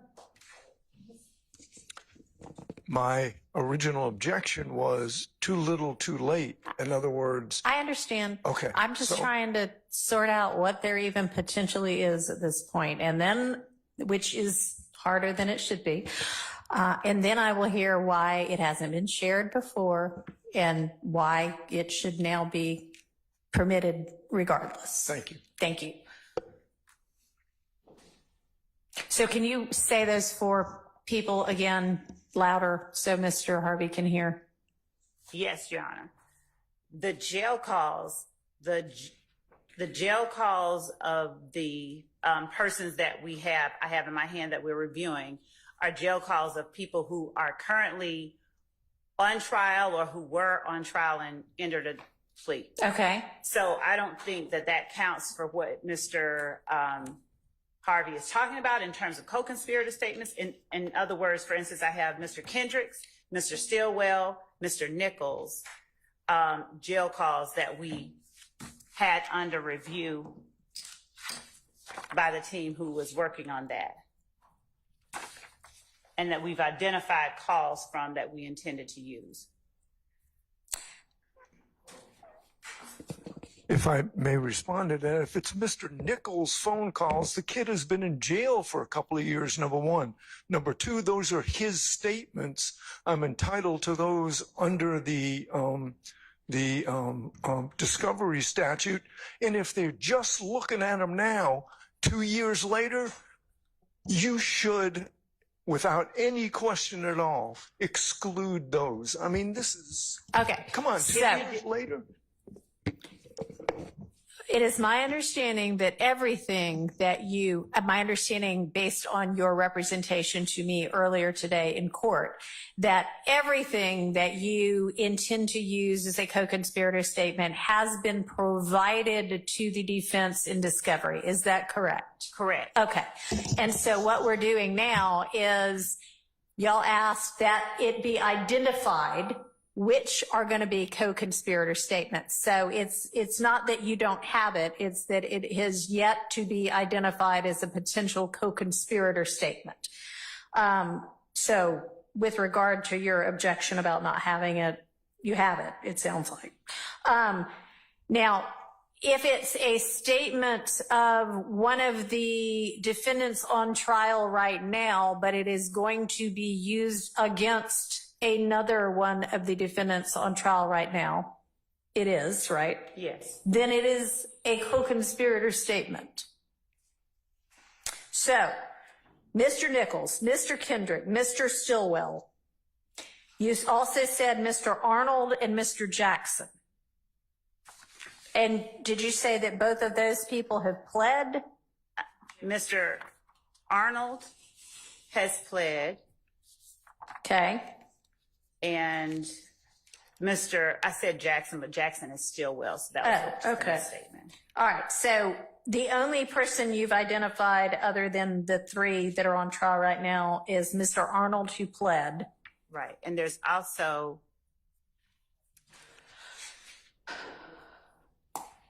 Nichols, Kendrick, Stillwell. And I have a jail call from Quindarius Zachary. Okay. We've identified. That you've identified only now, not previously. So don't tell me that the three that were already identified, they don't have an issue with in terms of it. Late notice, yes. So was Zachary one of the people that had been identified in that November 2023 notice? Because the notice I have says person A, person B, so I don't know who they are. Right. So not the jail call, the statements that he has made, but not the jail call.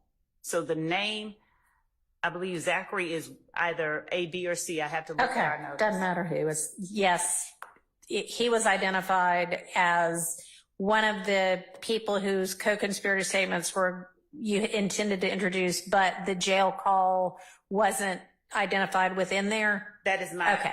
Is the jail call subsequent to the time that you provided the notice? No, the jail call date is 2015. It's in 2015.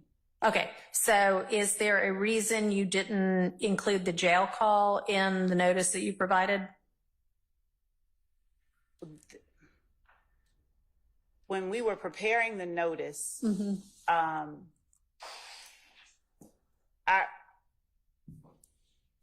our understanding of the need to extract jail calls that contain this information or wiretap calls that contain this information and identify them was separate from our obligations regarding generally what co-conspirators say. Okay. Can somebody provide me either the order, oral or written, or the directive that the court gave to the state so that I can figure out whether that was a reasonable interpretation? And we're going to Okay. get that for you. And at the time that we were under the obligation to present the co-conspirator statements, we were still, and the court was aware, we were still listening to, because there was an ongoing commentary about the jail calls and the number of them and identifying them. So we were still listening to Okay. them. So at some point, presumably, you completed your listening? I mean, I know they're still ongoing, so I'm not talking about a jail call somebody did last night. But Even okay. all of the ones. Do you understand? I'm sorry to interrupt you, but let me back up and ask a different question instead. Did you understand that you had a continuing obligation to notify of co-conspirator statements, even if it didn't include jail calls and wiretaps? Yes. Okay. And with regard to whether there was some other understanding about jail calls and wiretaps, I'll sort that out later. Let's, at this point, are there other people who you think are co-conspirators, who you think you have co-conspirator statements for that you are potentially going to want to admit in this trial? And let me direct your attention to, because this might help you a little bit. You, a couple of days ago, provided at the court's request to the court, and I assume to opposing counsel, a kind of modified list of witnesses still to go. All right. And you have at least a broad outline of evidence you expect with those witnesses. And some of these people you have actually identified specifically as co-conspirators. So, I mean, can we go through that and at least with regard to those people, see whether, yes, in fact, there is potentially such a piece of evidence? All right. Yes. So if everybody wants to follow along and pull out your state's witness list, the first one that I notice is number 3, Antonio Sledge, who you say is a co-conspirator, and then on your evidence you have listed a defendant interview and a jail call. Right. Could that potentially be? Yes. Okay. Yes. So we can add Sledge to the list. Then Zachary, you mentioned, so he's already on our list. Now, some of these I just don't know, but there are a lot of them that have interview or something like that over to the side. I mean, somebody like number 7, Kenya Morton. I don't think she's a co-conspirator, but okay.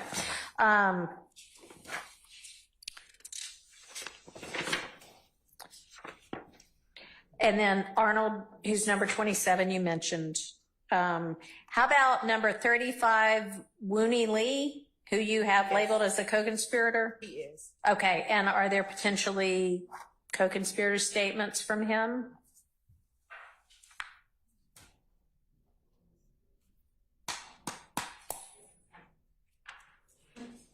So unless what we have of Winnie Lee consists of social media Yeah. evidence. So arguably, if that could be considered co-conspirator statements. Say better to say yes, I think so, and it not be than the other way around at this point. I think it was 35, 33. Says 35. Oh, no, it says 35 on mine because I got what, today maybe? Or yesterday afternoon, an amended witness list that adds a few people. And Your Honor, for the record, it added 2 custodial records for Okay. Sprint and T-Mobile. Okay. So anyway, Winnie Lee, either number 33 or 35. How about, and you mentioned someone earlier this morning, and someone y'all already had notice of from November of 2023. So someone's, okay.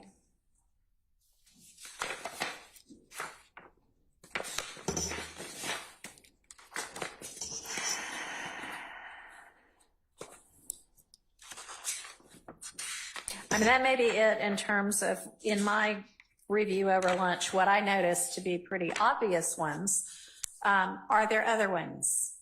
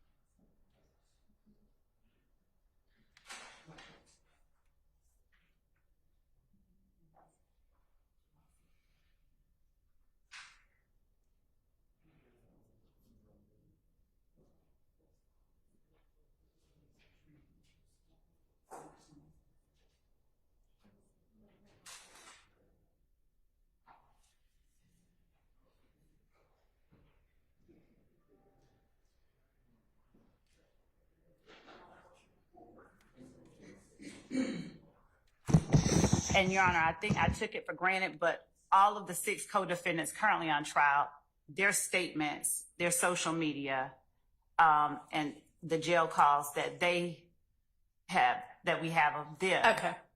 would be All right. considered co-conspirator. All right, and I think that with regard to the 6 co-defendants on trial, it is, I mean, pretty obvious considering that there's a RICO count as well, that the state considers those people to be co-conspirators of each other. It's still might be helpful to identify the statements, but with regard to deficiency of notice as to those people, I'm going to say that's okay, that's kind of within the context of there being a RICO count against them all. That notifies the defense that at least you think they're all co-conspirators. So if you can identify the statements as well. So that leaves, I guess, so does that mean that there are no others other than the ones we've run through just now?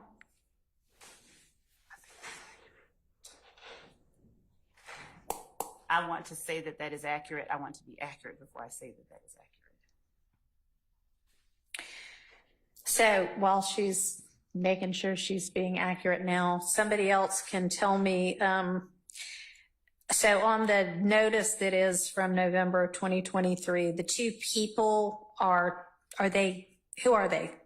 Zachary and Sumlin, the people that are identified as like person A and person B? Everybody seems to know except me at this point. I mean, y'all know at this point. So how about somebody on the defense side tell me?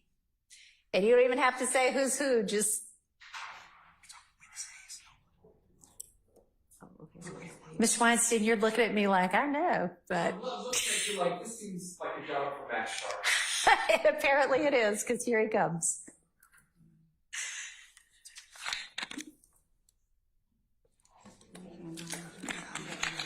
I'm looking at, am I correct that you're asking about this notice of the three? Yeah, there's a like, I don't know what it says, witness A and witness B, or person A and person B. And then y'all said, or she said, there was a supplement that actually identified who those people were. So. So, Your Honor, witness A was Mr. Copeland, and in that notice, we okay. talk about the statements that Mr. Garlington made to Mr. Copeland. Witness B was Quindarius Zachary. Okay. All right. And he's talking about statements that were made by All right. Defendant Stillwell and Defendant Kendrick. Okay. And Yes. I agree with 1 and 2. 3, I'm not sure has played out in actual testimony. Okay. Do y'all know who 3 is? I think it says Donovan Thomas Sr. to his brother, but that wasn't co-conspirator. There's only an A and a B that are like not identified people, right? Okay. Okay. But 3 is not a co-conspirator statement, correct? Okay. So there's only 2 co-conspirator statements, alleged co-conspirator statements. Okay. All right. So with regard then to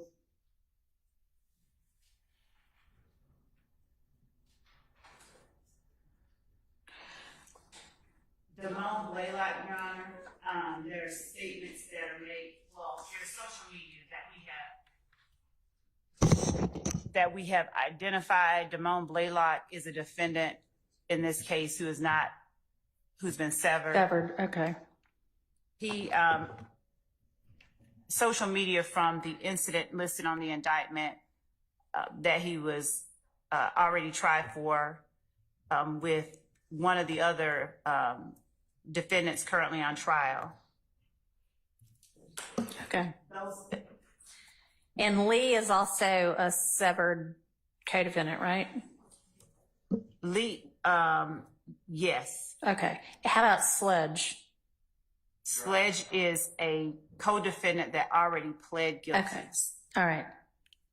Yes. You might want to know Mr. Lee, he resolved this case. Okay. But I mean, he was at one point part of this indictment, the big indictment. Okay. All right. So then really for everybody that was a part of this indictment, everybody was charged under the RICO count, right? Yes. Okay, so it will come as no surprise that the state thinks they are co-conspirators because the state literally alleged that in the indictment. So at this point, there is an objection that they don't have notification of what the statements are. And we are several months in. How quickly can you get to them the detail about what you think co-conspirator statements you intend to introduce?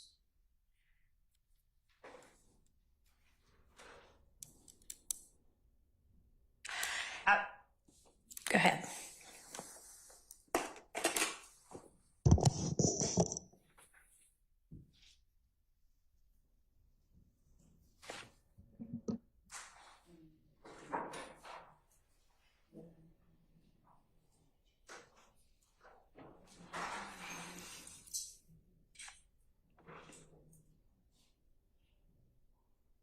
Your Honor, not certain what amount of time the court's willing to allow us to identify anything not already identified or in the indictment.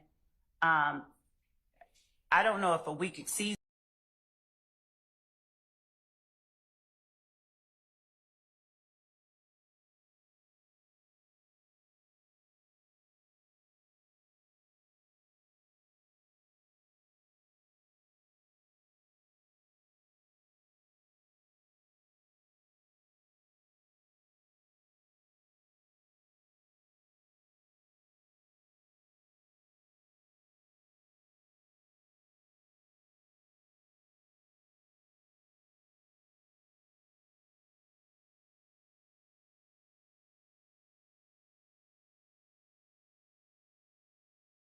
Know what the actual evidence is.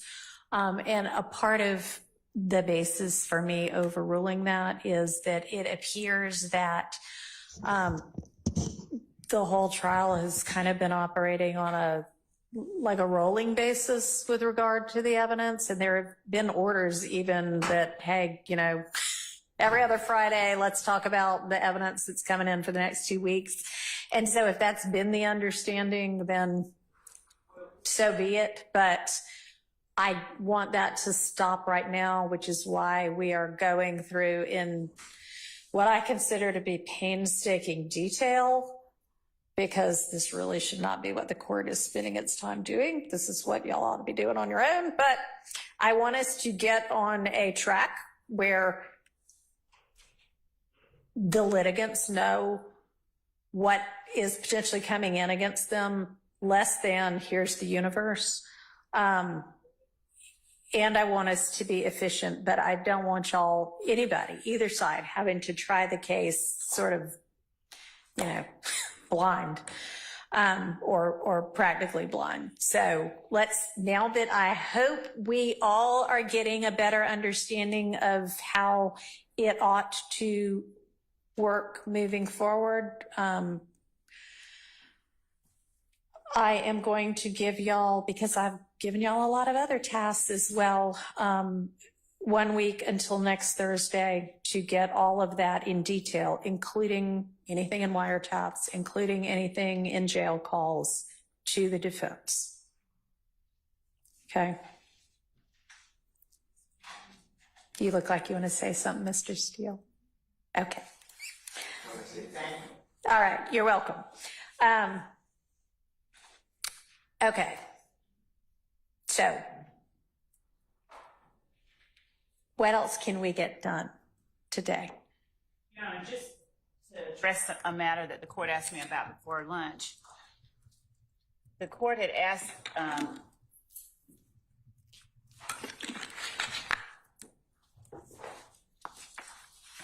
when I represented that my understanding, if I'm not mistaken, was that the matter of disqualification of a judge was not competent evidence to be used in the trial. I think I said Yes. something akin to that. Yeah, and you said you had some kind of law that Yeah, you could provide to us. What Yes. what I referred to was Georgia Uniform Superior Court Rule 25.6, and my understanding of it. Okay. If it's different than the courts, then that's not unusual. But the last two lines of the rules say that if a motion to recuse is sustained, the selection of another judge to hear the case shall follow the same procedure as established in Rule 25.4. Any determination of disqualification shall not be competent evidence in any other case or proceedings. So the way that I understood that, and of course that rule is, cited in other cases, for instance, not for the proposition that the disqualification is not competent evidence. It's just cited in a block cite in Evans versus Williams, 341 Georgia App 226. But that's my understanding. If my understanding is not in line with what the court's understanding is, we would have other arguments against the idea that somehow the recusal of the former trial judge is competent evidence and in some way relevant to whether or not the defendants did or did not do what they are alleged to have done. Well, it's not relevant evidence as to whether the defendants did or did not do what they're alleged to have done. It cannot in any way be evidence of that. I mean, I was as to relevance. That was why I was saying. All right. So relevance will be a separate issue from whether it is, and I can already anticipate the argument because I would make this argument. What you just read says any other case or proceedings. What does that mean for the case that it happens in? So I think we probably need a little bit more research. And that is what I sought to do over the lunch hour, but I did not find any Georgia case law that elaborated on that. I didn't find any case law that elaborated on that. And so that was, all right. That was where I stood. Okay. Well, thanks for letting us know what it is you were referencing, and I'm not sure if it actually answers our question or not. And it might not need to because the relevance issue may be what answers that question because we cannot, well, and it may be that, I don't know, I will entertain whatever y'all want to submit on that. Either competency-wise or relevance-wise, although I think I pretty fully understand the defense argument on it, but okay, thank you. So I know we're not quite ready on the Copeland evidence. I think we have sent out some of the transcripts we've got already, so we're not ready on Zachary yet. Are we ready on any part of Zachary? How about the part y'all had notice of?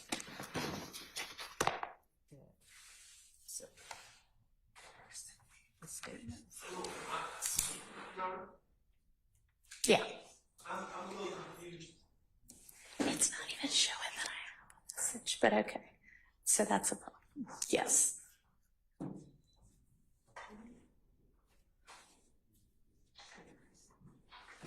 So regarding Zachary, when we're talking about the co-conspirator statements,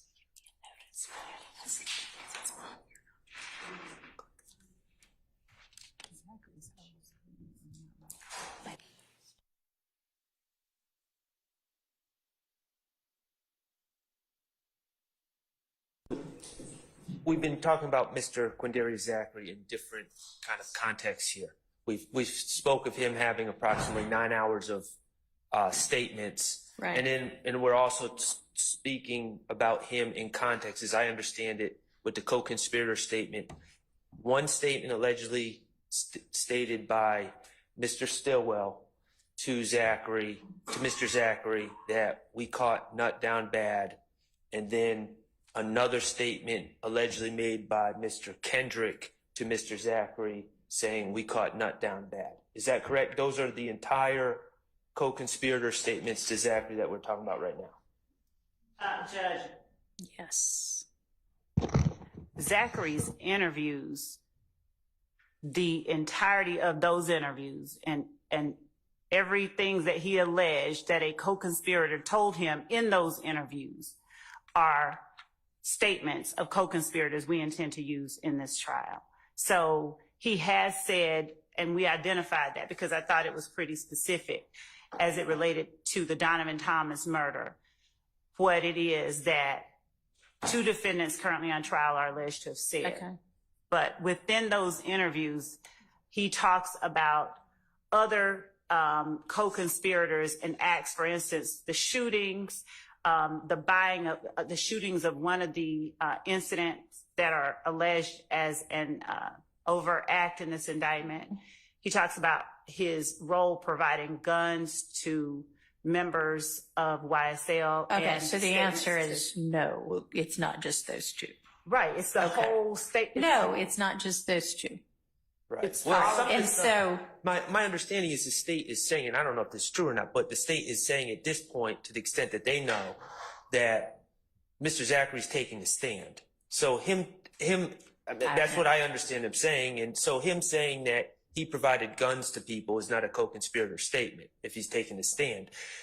I'm saying what the state is saying is a co-conspirator statement involving Mr. Zachary. The only thing we've has been identified to us is those two statements, okay. which are clearly, in my opinion, spilling the beans. I mean, we're in the same predicament as the other. That's going to be our stance, but I don't know. I can't answer the other statements that I have not been identified specifically. The statements that the statements that Quindarius Zachary gave to the police, I'm certain everyone is aware within those statements contains statements made by other people within YSL.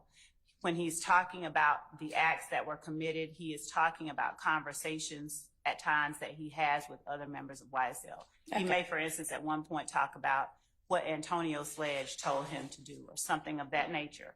Antonio Sledge's statements to him would constitute a co-conspirator statement. So to the extent that we have given to them the interviews of Quindarius Zachary and have noticed them that he is our witness, our position is that the interviews and what is within them, it is a discrete set of information that they have noticed that we are using that. All right. So I think I hear you saying that with regard to anybody named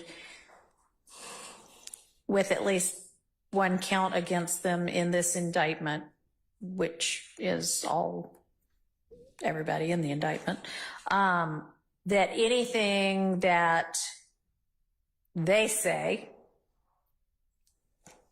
to anybody is a co-conspirator statement, potentially, because they're co-conspirators with the other co-indictees. And anything that they relay was said to them by another either indicted person or person who has admitted in judicio to being a member of this gang is also a co-conspirator statement, and that the defense is basically on notice of that anyway?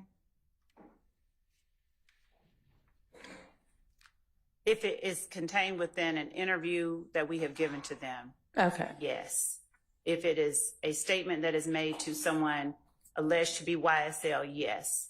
If it is a statement Not just alleged to be YSL. I mean, if you're saying they've got automatic notice of this, they need to, it needs to be more than somebody's alleged to be YSL for them to, if you're saying, hey, my notice already based on this indictment and me giving these statements over is sufficient notice.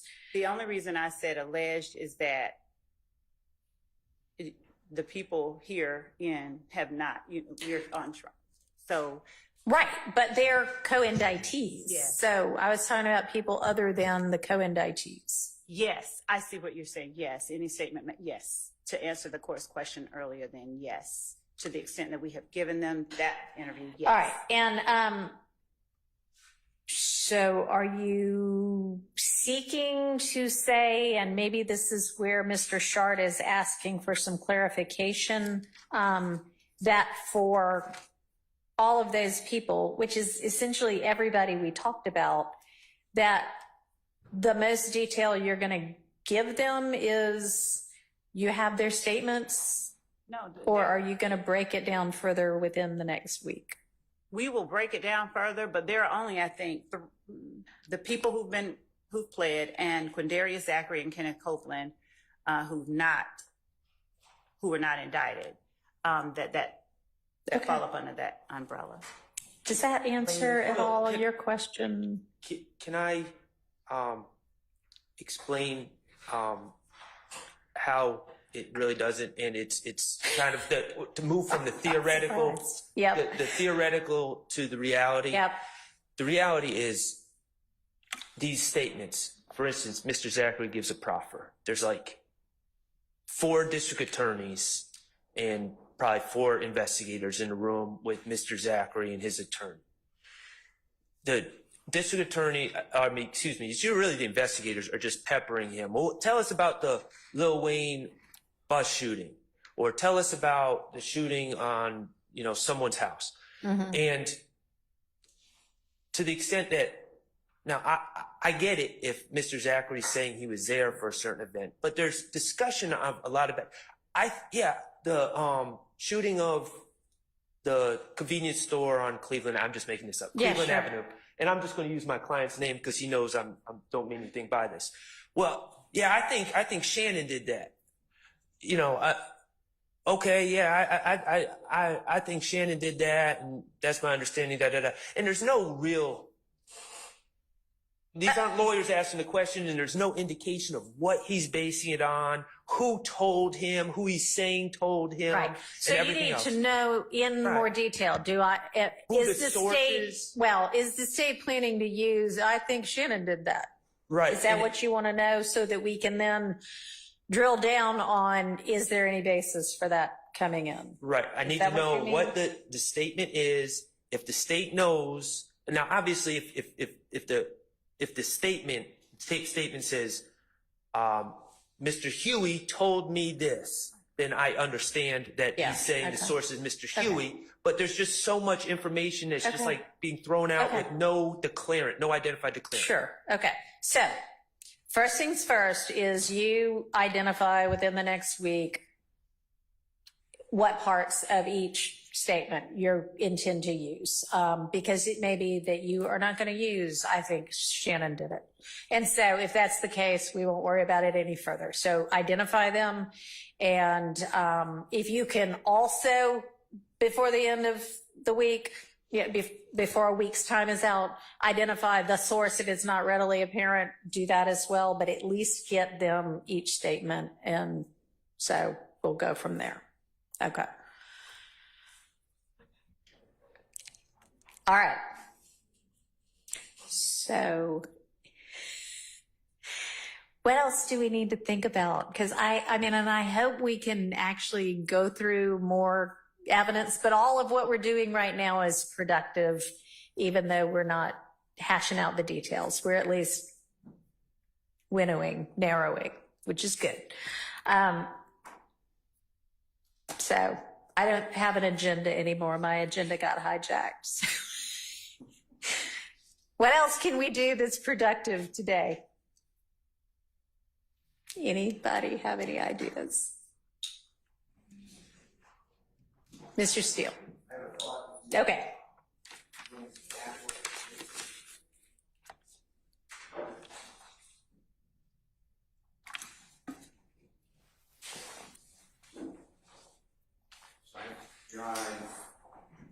I could get you brief very fast, but I argued this before the recused judge and it was denied.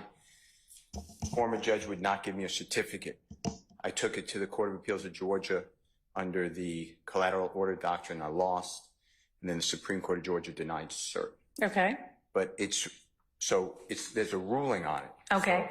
So if you don't want to rehash it. I don't even know what you're going to ask about. The indictment is fatally defective. Okay. So I could take a quick count, if you don't mind, right now, and it should apply to, Okay. definitely applies to Mr. All Williams. right. I don't know. I mean, if it is something right offhand, if it.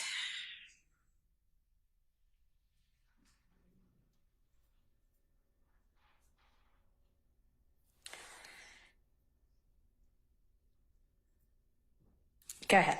Okay, well, it's a general demur. I was going to do it again at appropriate time, but since you asked. Since you don't have anything else to do right now. Okay. So in count 56. You know what? Let me grab my copy of the indictment. Okay, count 56. I'll get you the page. Give me a minute.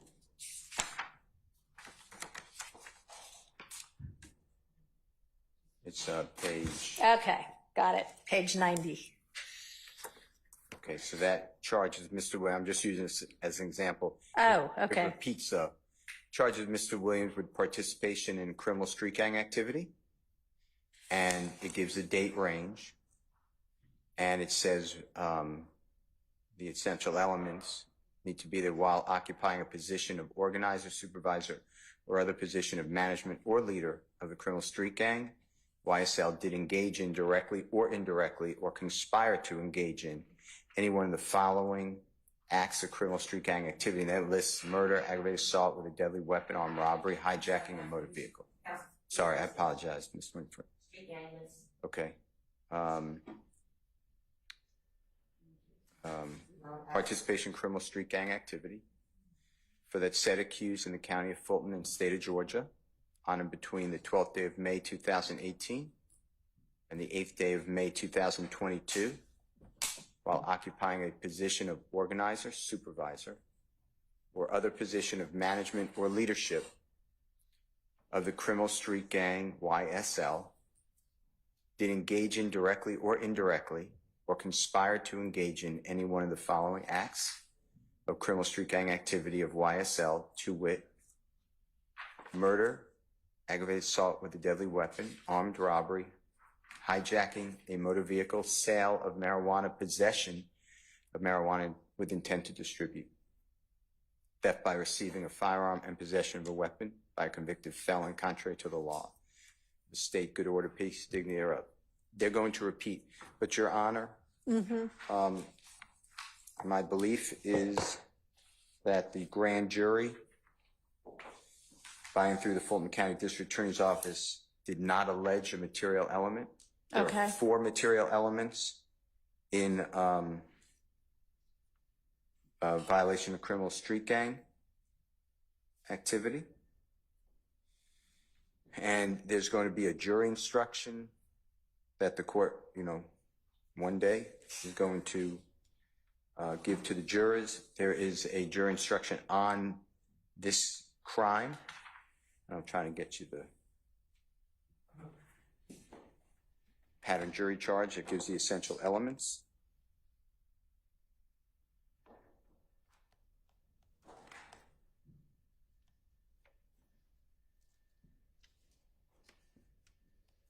And that would be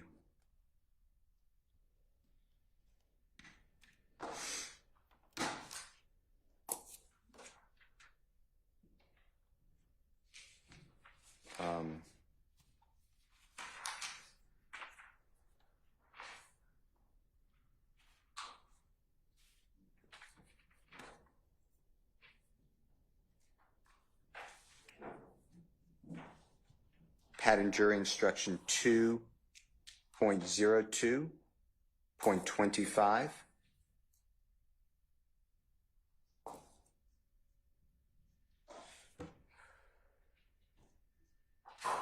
And there's also case law that one of the essential elements is that the crime was committed to further the interests of the gang.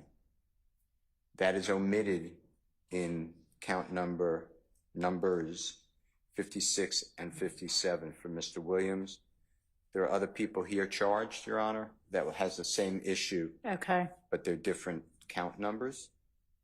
And the way I understand the law is that the fact that the statute does not give the mens rea, every crime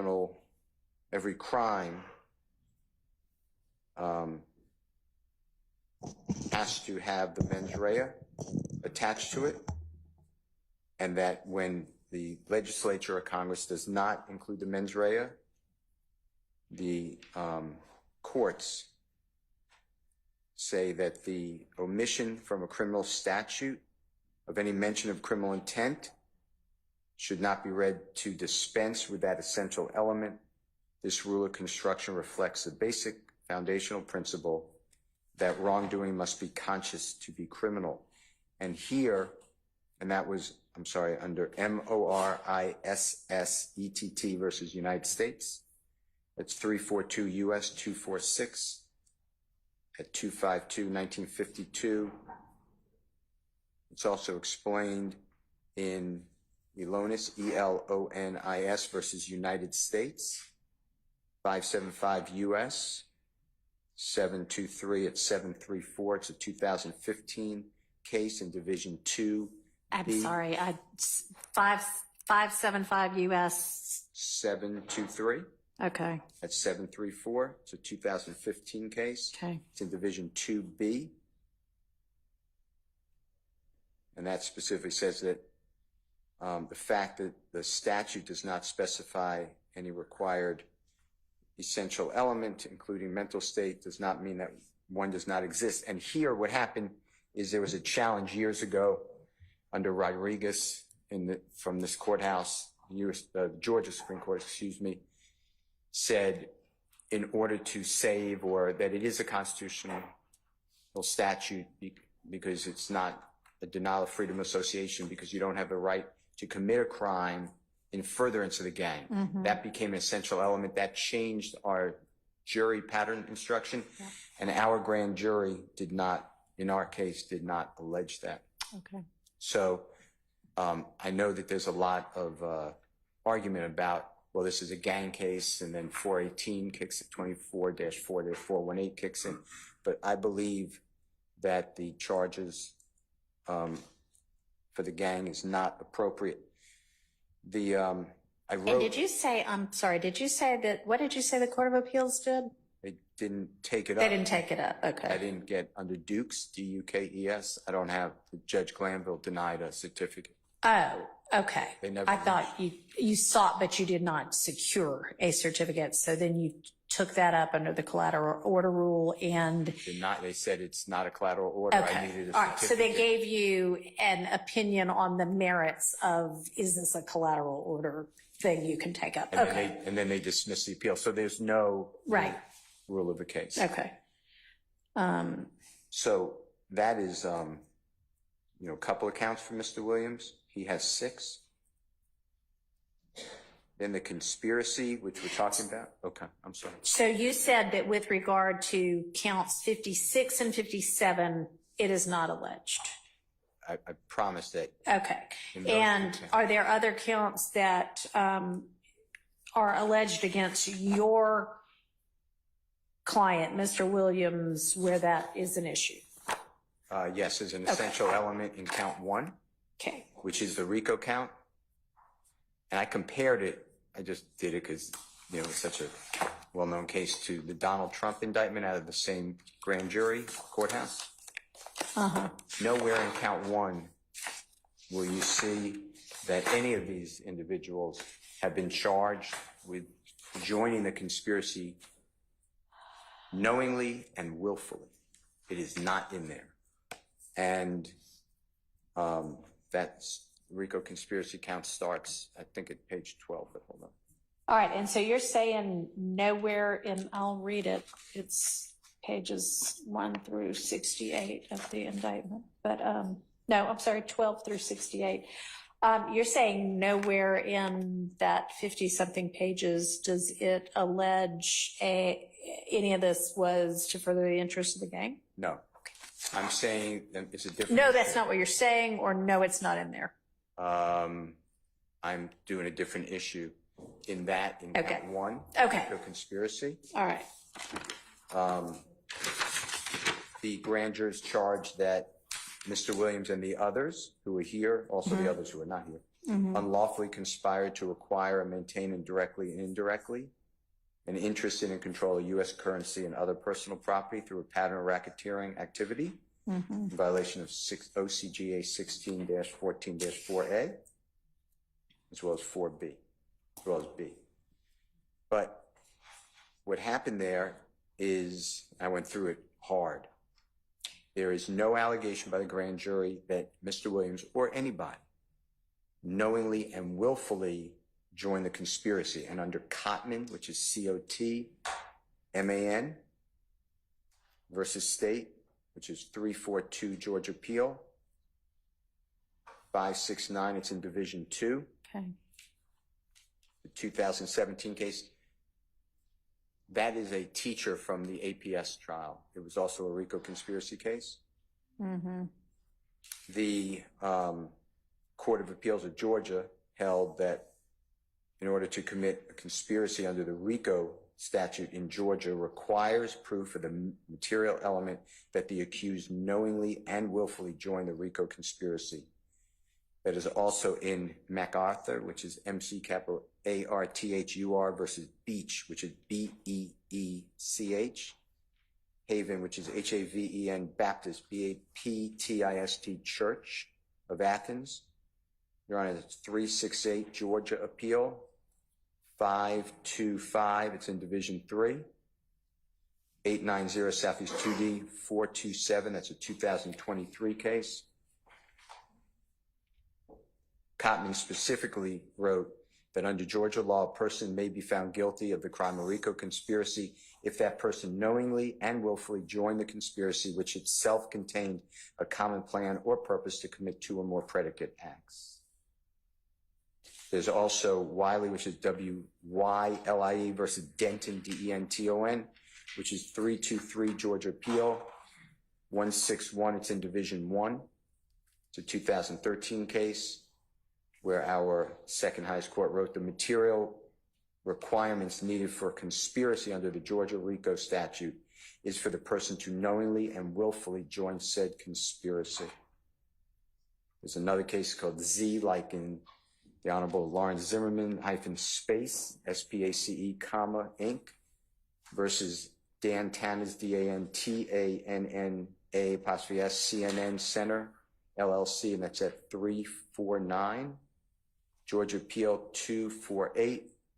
It's a 2019 case. And what I used also was, I just looked at Donald Trump's indictment. I was interested in it. He is not only the former president, but the other alleged co-conspirators. They are charged several times with knowingly and intentionally joining this conspiracy. And it's not here for Mr. Williams. And mens rea is a material element of the crime and must be alleged in the indictment. That's in Eubanks, E-U-B-A-N-K-S versus State, which is 317 Georgia, 563. It's in Division 4. It's a 2023 case. So, you know, as you're going through this, if you're going to reconsider it, I will bring it up later, obviously, because I believe at a directed verdict motion, that would be relevant as well. But, you know, I don't know what it's like ever to be a judge. And I certainly don't know what it's like to come into a case like you're coming in. So if this helps, this is ripe under State versus Heath, H-E-A-T-H. Once the jury's sworn, a general demurrer can be made orally or in writing. I actually put this in writing. Okay. But I waited till the jury was sworn, and I did that. Okay. I mean, intentionally, because jeopardy attached. So. Sure. Yeah, and if it is already in writing, I'd love to have that. And I assume this got argued at one point before. If the Yes. prior judge made a ruling. So if there's a written response from the state, point me to where I can find that as well. If there's not, point me to where, like what date it's argued. I have the order, Okay. and I filed that in a motion that I gave to this honorable court. Okay. I'll get the motion, I attach All it, but I didn't give you my brief. So with the court's permission, and of course the state has it already, but I'll resend it. Is it filed in the case somewhere or? Went to the Court of Appeals. Oh, okay, that brief. whole- Yeah, sure. the whole brief. I'll take it all. Okay. And there's- then I'll assume the state filed some sort of a response, maybe not this team right here, but, and it may have been that more about that was about collateral order or not, but I'll take it and read it for whatever it's No, worth. the state argued, and then they wrote the proposed order, which was signed by Judge Glanville. So, Okay. and it's a long order, it's Yep. 12 pages. I'll take all of that. Okay. So I thought that would be, if you grant it, it would be helpful because it would knock out all this work. Yeah, it would. That is true. Okay. Thank you, Your Honor. Thank you. I'll get you that brief. All right. Appreciate it. Your Honor, I'd also point the court's attention to the transcript dated December 11th, 2023. It was filed on that date Okay.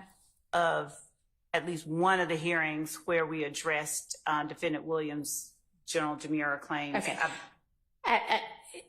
Is it a transcript from December 11th or was it filed on December 11th? It was filed on December 11th. It was held on November 20th, 2023. Okay. Thank you. And it was specifically as to Defendant Williams' plea in bar / motion. Great. Thank you. Appreciate that. All right. Mr. Harvey, you look like you also were maybe going to stand up and come up with something we could do. Oh, and you know what? Hang on. Sorry. If I don't do things when I think about them, sometimes they escape my mind. So I understand that for Mr. Williams, that is count 1, count 56, and count 57 you're alleging are fatally defective. And you mentioned that may be true about other defendants as well. Are there other defendants who either have already made or intend to sometime before this goes to a jury make a similar argument with regard to counts that you have against you?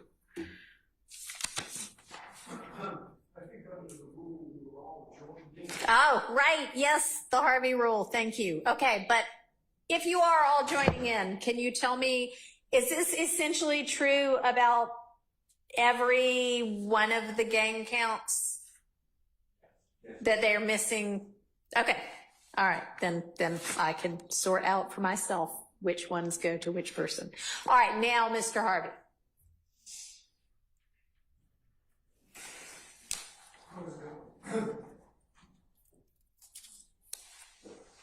And this is more of an afterthought.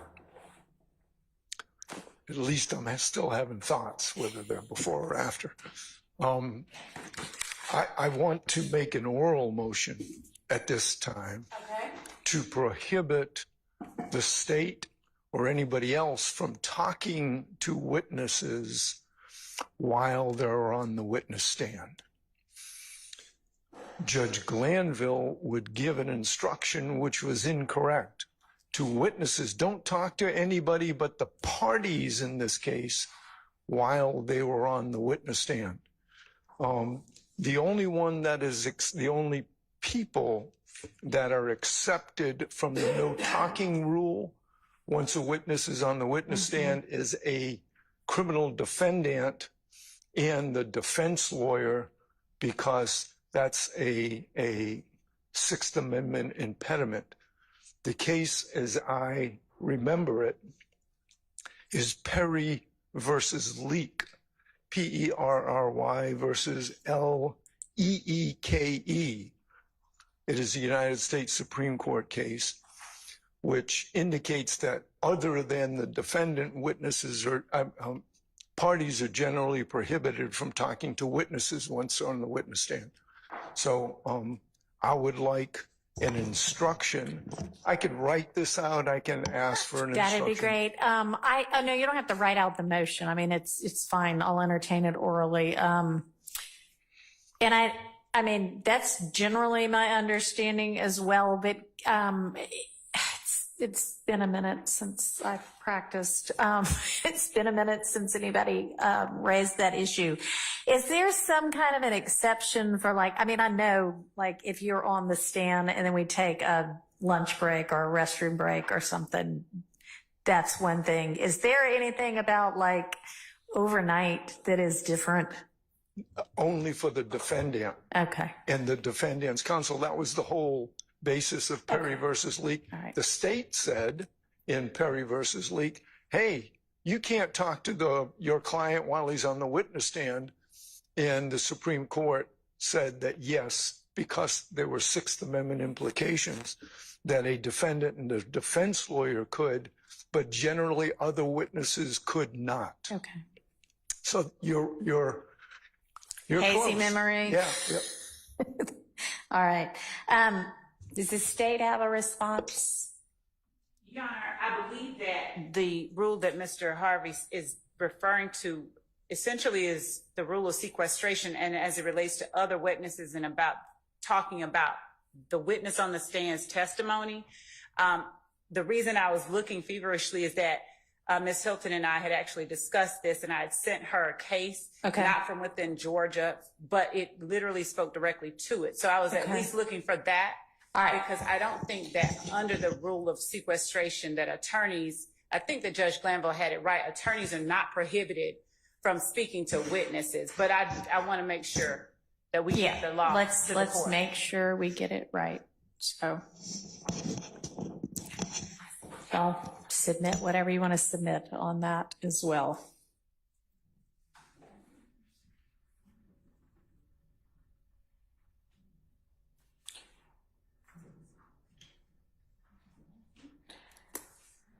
All right.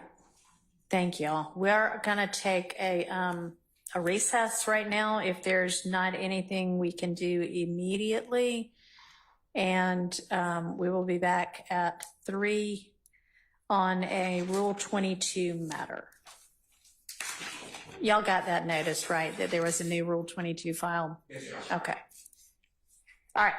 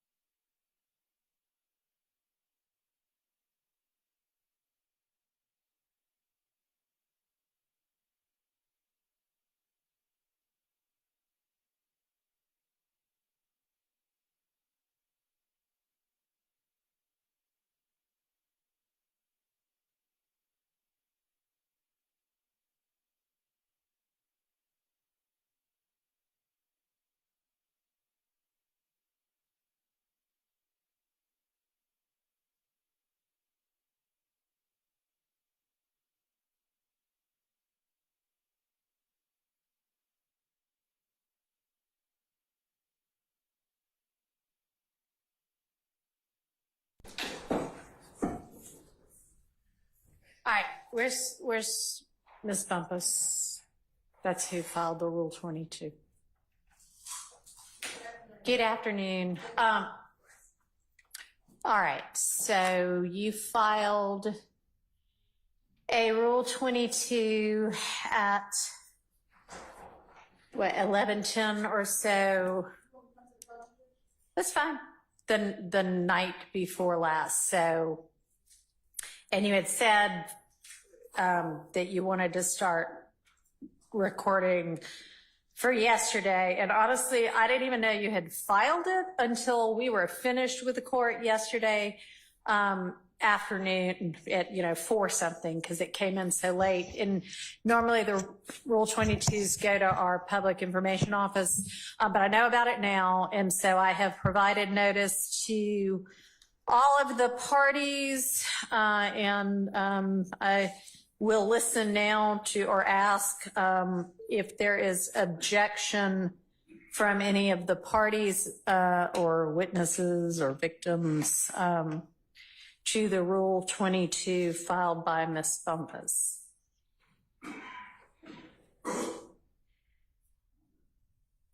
All right. So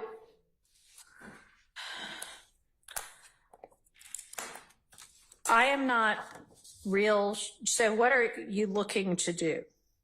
Your Honor, I just want to be able to record what's going on in the courtroom. All right. And you had already, I guess, yesterday live streamed from somebody else's Yes. live stream. Miss, what is that person's name? Miss Sylvia? Miss Sylvia? Yeah, she's sitting in the courtroom. Okay. All right. So there are an inordinate number of separate Rule 22s in this case anyway. I'm not really sure why everybody is not using the pooled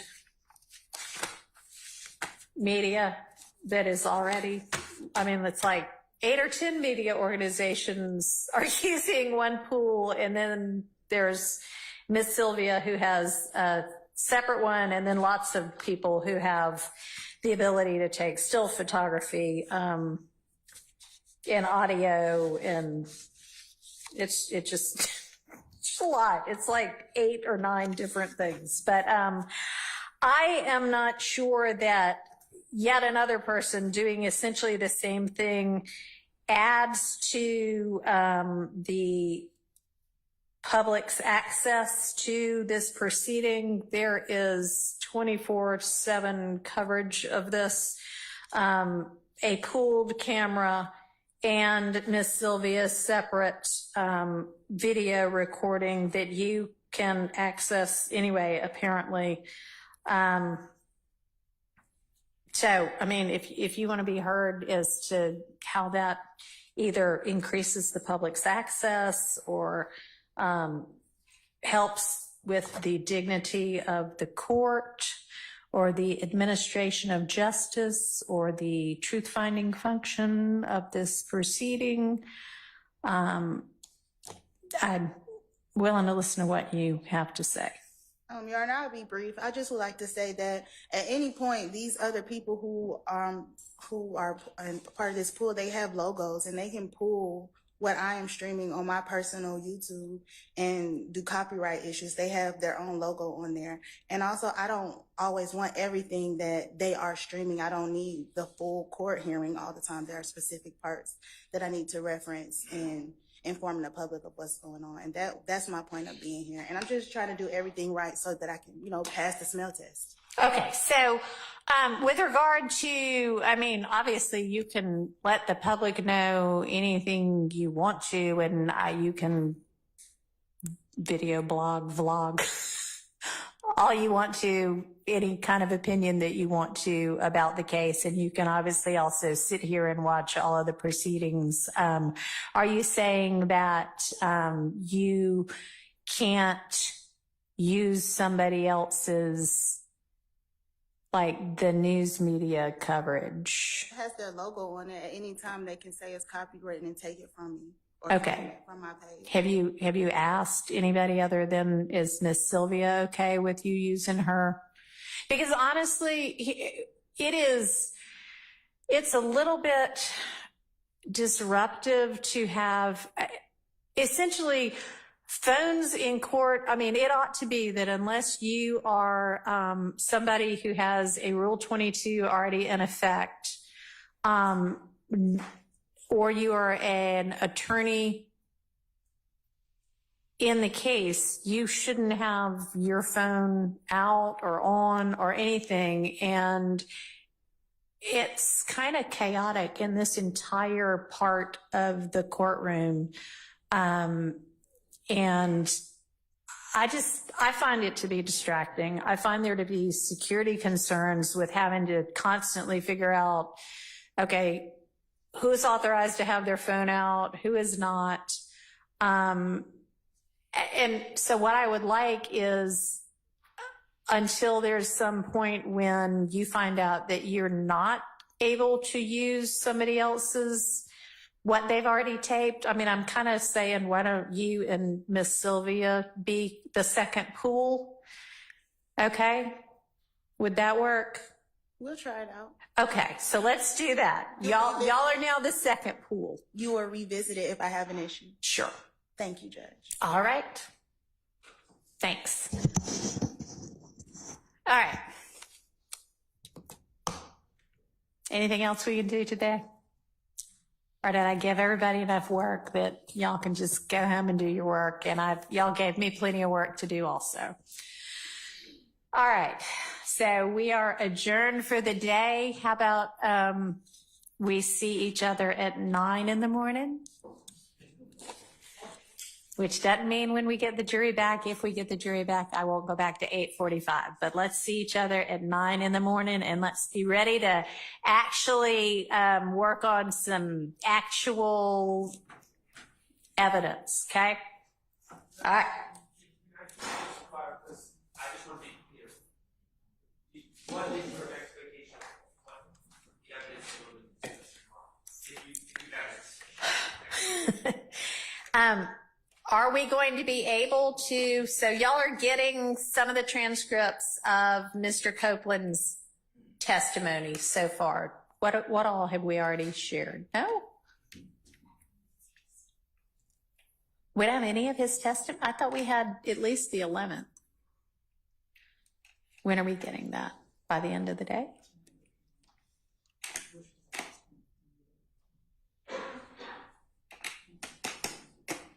That was a really good question, Mr. Sharp. I thought we were going to be doing Mr. Copeland's evidence tomorrow, but maybe not. Did we ever get an answer, Judge, as to whether or not we have the transcripts from the 10th? I know that Ms. Weaver indicated, excuse my seat, Ms. Weaver indicated that she was working on the one for the 11th. She might have it by the end of today is what I heard earlier. But you asked whether we actually had the 10th, and I didn't hear the answer to that.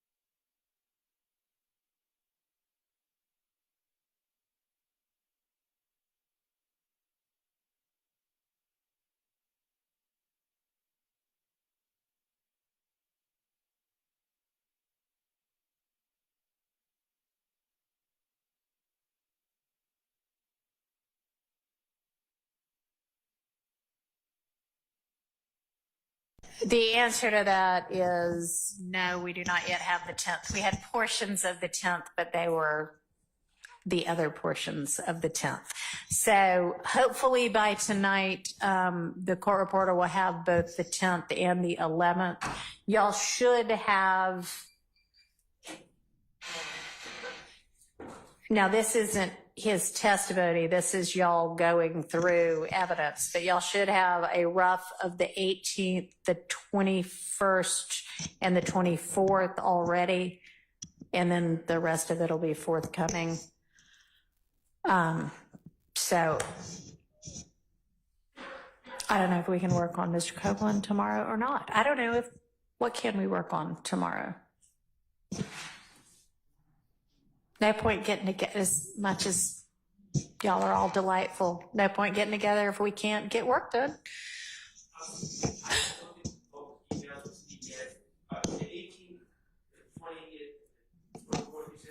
The 18th, the 21st, and the 24th. No, so yes, that.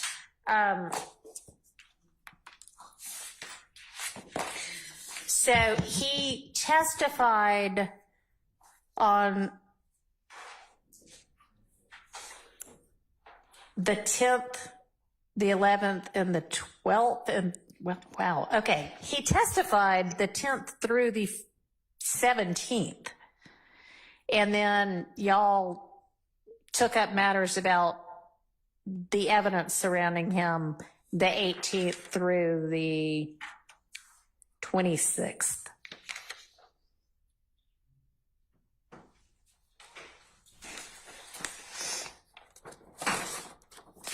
All right. I think tomorrow might be more productively spent with everybody working on the things they need to work on. Tomorrow is Thursday, so let's get back together on Friday at 8:45. Okay. See everybody then.